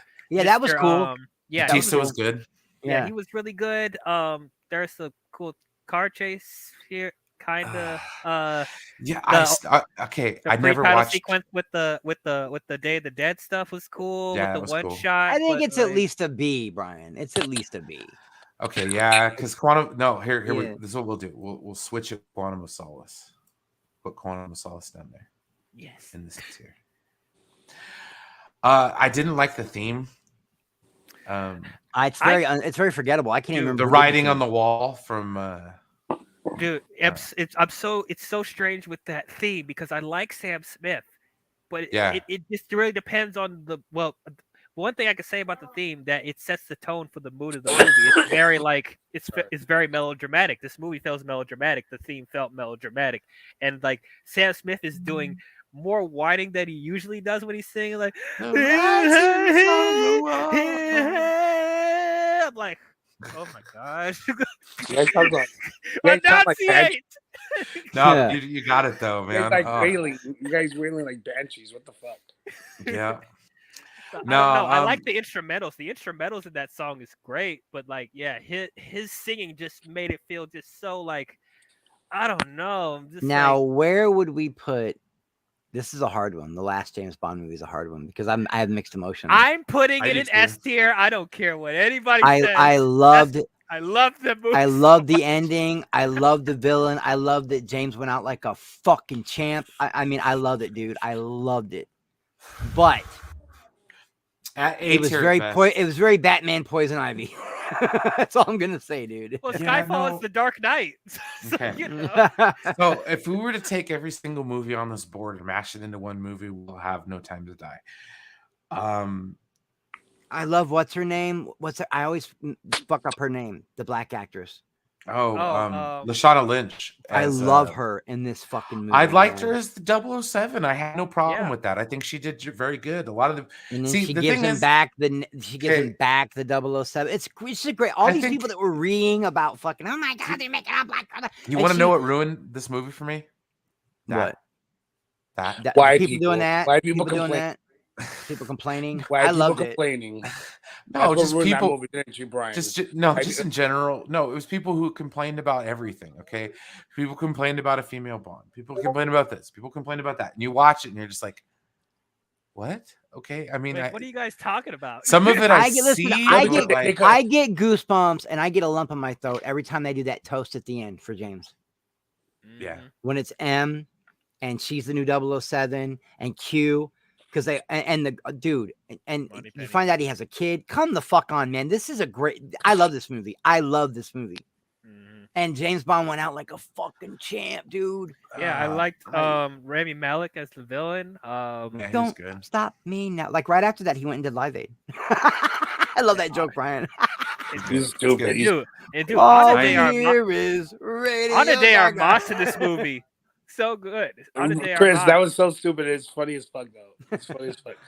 Right. Oh, me and Brian were trolling the shit out of Max with it. We couldn't breathe, man. We were being obnoxious. Yeah, he didn't hadn't yet, so he was like, "Oh, spoilers, man, spoilers!" And we're like, "Max, do you really think he went out and turned into Freddie Mercury after the James Bond?" Right. Oh my gosh. No, I really okay. So my problem with this movie is I'm a music guy. Like, I love it, and they. Yeah, wait, who did the theme? This stupid bitch, whatever her name is. Billie Eilish. Billie Eilish did the theme for this one. Billie Eilish. Wow, somebody said stupid bitch, too, which is annoying as hell. I'm not saying I'm not a Billie Eilish guy, but this movie makes up for it. The island, just the way it ended with the missiles and him calling the strike no matter what. We have all the time in the world. The suspense, the way it broke when they were fighting in that pool, and it broke, and they both knew they could never go near another human again. Dude, okay, unless they were doing a touching, and I mean a very touching love letter to John Barry, the composer, the original composer of all of these movies, or at least all the ones up to The Living Daylights, and inspired the ones that followed. They put every song in that damn movie. That's why, dude, there's just it was just, to me, it was a mess. They just put too much in it. It was like, oh my God, we're going to put elements of every Bond movie in it. And I'm like, it just was messed up. Cause like, if I'd have taken a shot every time I saw a reference to another Bond movie in that movie, I would have been hammered. Brian, though, the 20 minutes in, dude. The 4x4 chase in the woods with the motorcycles and the helicopter and Ana de Armas. Ana de Armas. She's an action star. No, I did like Ana de Armas. She was great. She made me laugh. Like she was like just the way she handled her business, and that was amazing. Yeah, but I totally understand your criticism though, because like you noticing those details. Because I love these movies, and it's like I see it, and I'm like, oh. And when the little girl slaps him, and he's just like, "Oh, you don't want to be me? Fine," and he just leaves her to die. He just leaves her there, drops her off. Fuck I you then. guess that stuff didn't bother me personally because I love the movies too, and but it's just I didn't feel like all the homages and like the callbacks to the other themes. Like I didn't feel like it was in your face. I felt like it was nicely placed where they were going. Like I wasn't thinking about it watching the movie, and I thought it felt like. We know that Bond's gonna come back eventually, but which is why it kind of bothers me when they're still leaving it open to be like James Bond will return. If this was the last Bond movie, I would be okay with it because it felt like felt like a send off to James Bond as a character. So, yeah, the character, not just Daniel Craig, but James Bond himself, because that shit he pulled at the end is something James Bond would have done. Right. So that's why that stuff didn't bother me as much. But like I said, I wasn't actually thinking about it until you brought it up. I was like, actually, you know what? They did. Next time I watch it, I'm gonna listen for all that. I'm gonna watch. Right. Let me just put it in perspective. You know, this is the only character in cinematic history that has had more movies than any other character ever. Yeah, true. And like we don't acknowledge that. You know, like it's crazy because we like. Every iteration of them, we think, okay, it's a new James Bond, but it's the same James Bond for over 60 years, and that's amazing because we never had that shit before. Well, like the beginning where he visits. Whose grave was he visiting at the beginning?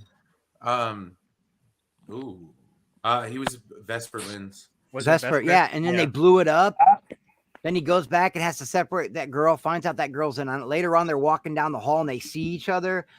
And they're both the black girl's James Bond and he's James Bond or 007 and just dude, that is and the prison scene when they went to see Spectre. Come on, man. Dude, that shit was dope, man. Mm-hmm. I'm gonna have to watch. I loved it. Right. I have it on my view. Wow, Brodan just sent me a message that said Naomi and Sasha both walked out on Raw live. They walked out on the company. I wonder if it's a work. Probably. I'm watching Raw right now. I don't know. I mean, it could be, but this is a good tier list. I like this. We did this good. I still think the good View to a about Kill this should guy. be up there with the S's, but whatever. I don't know about that. Don't know about that.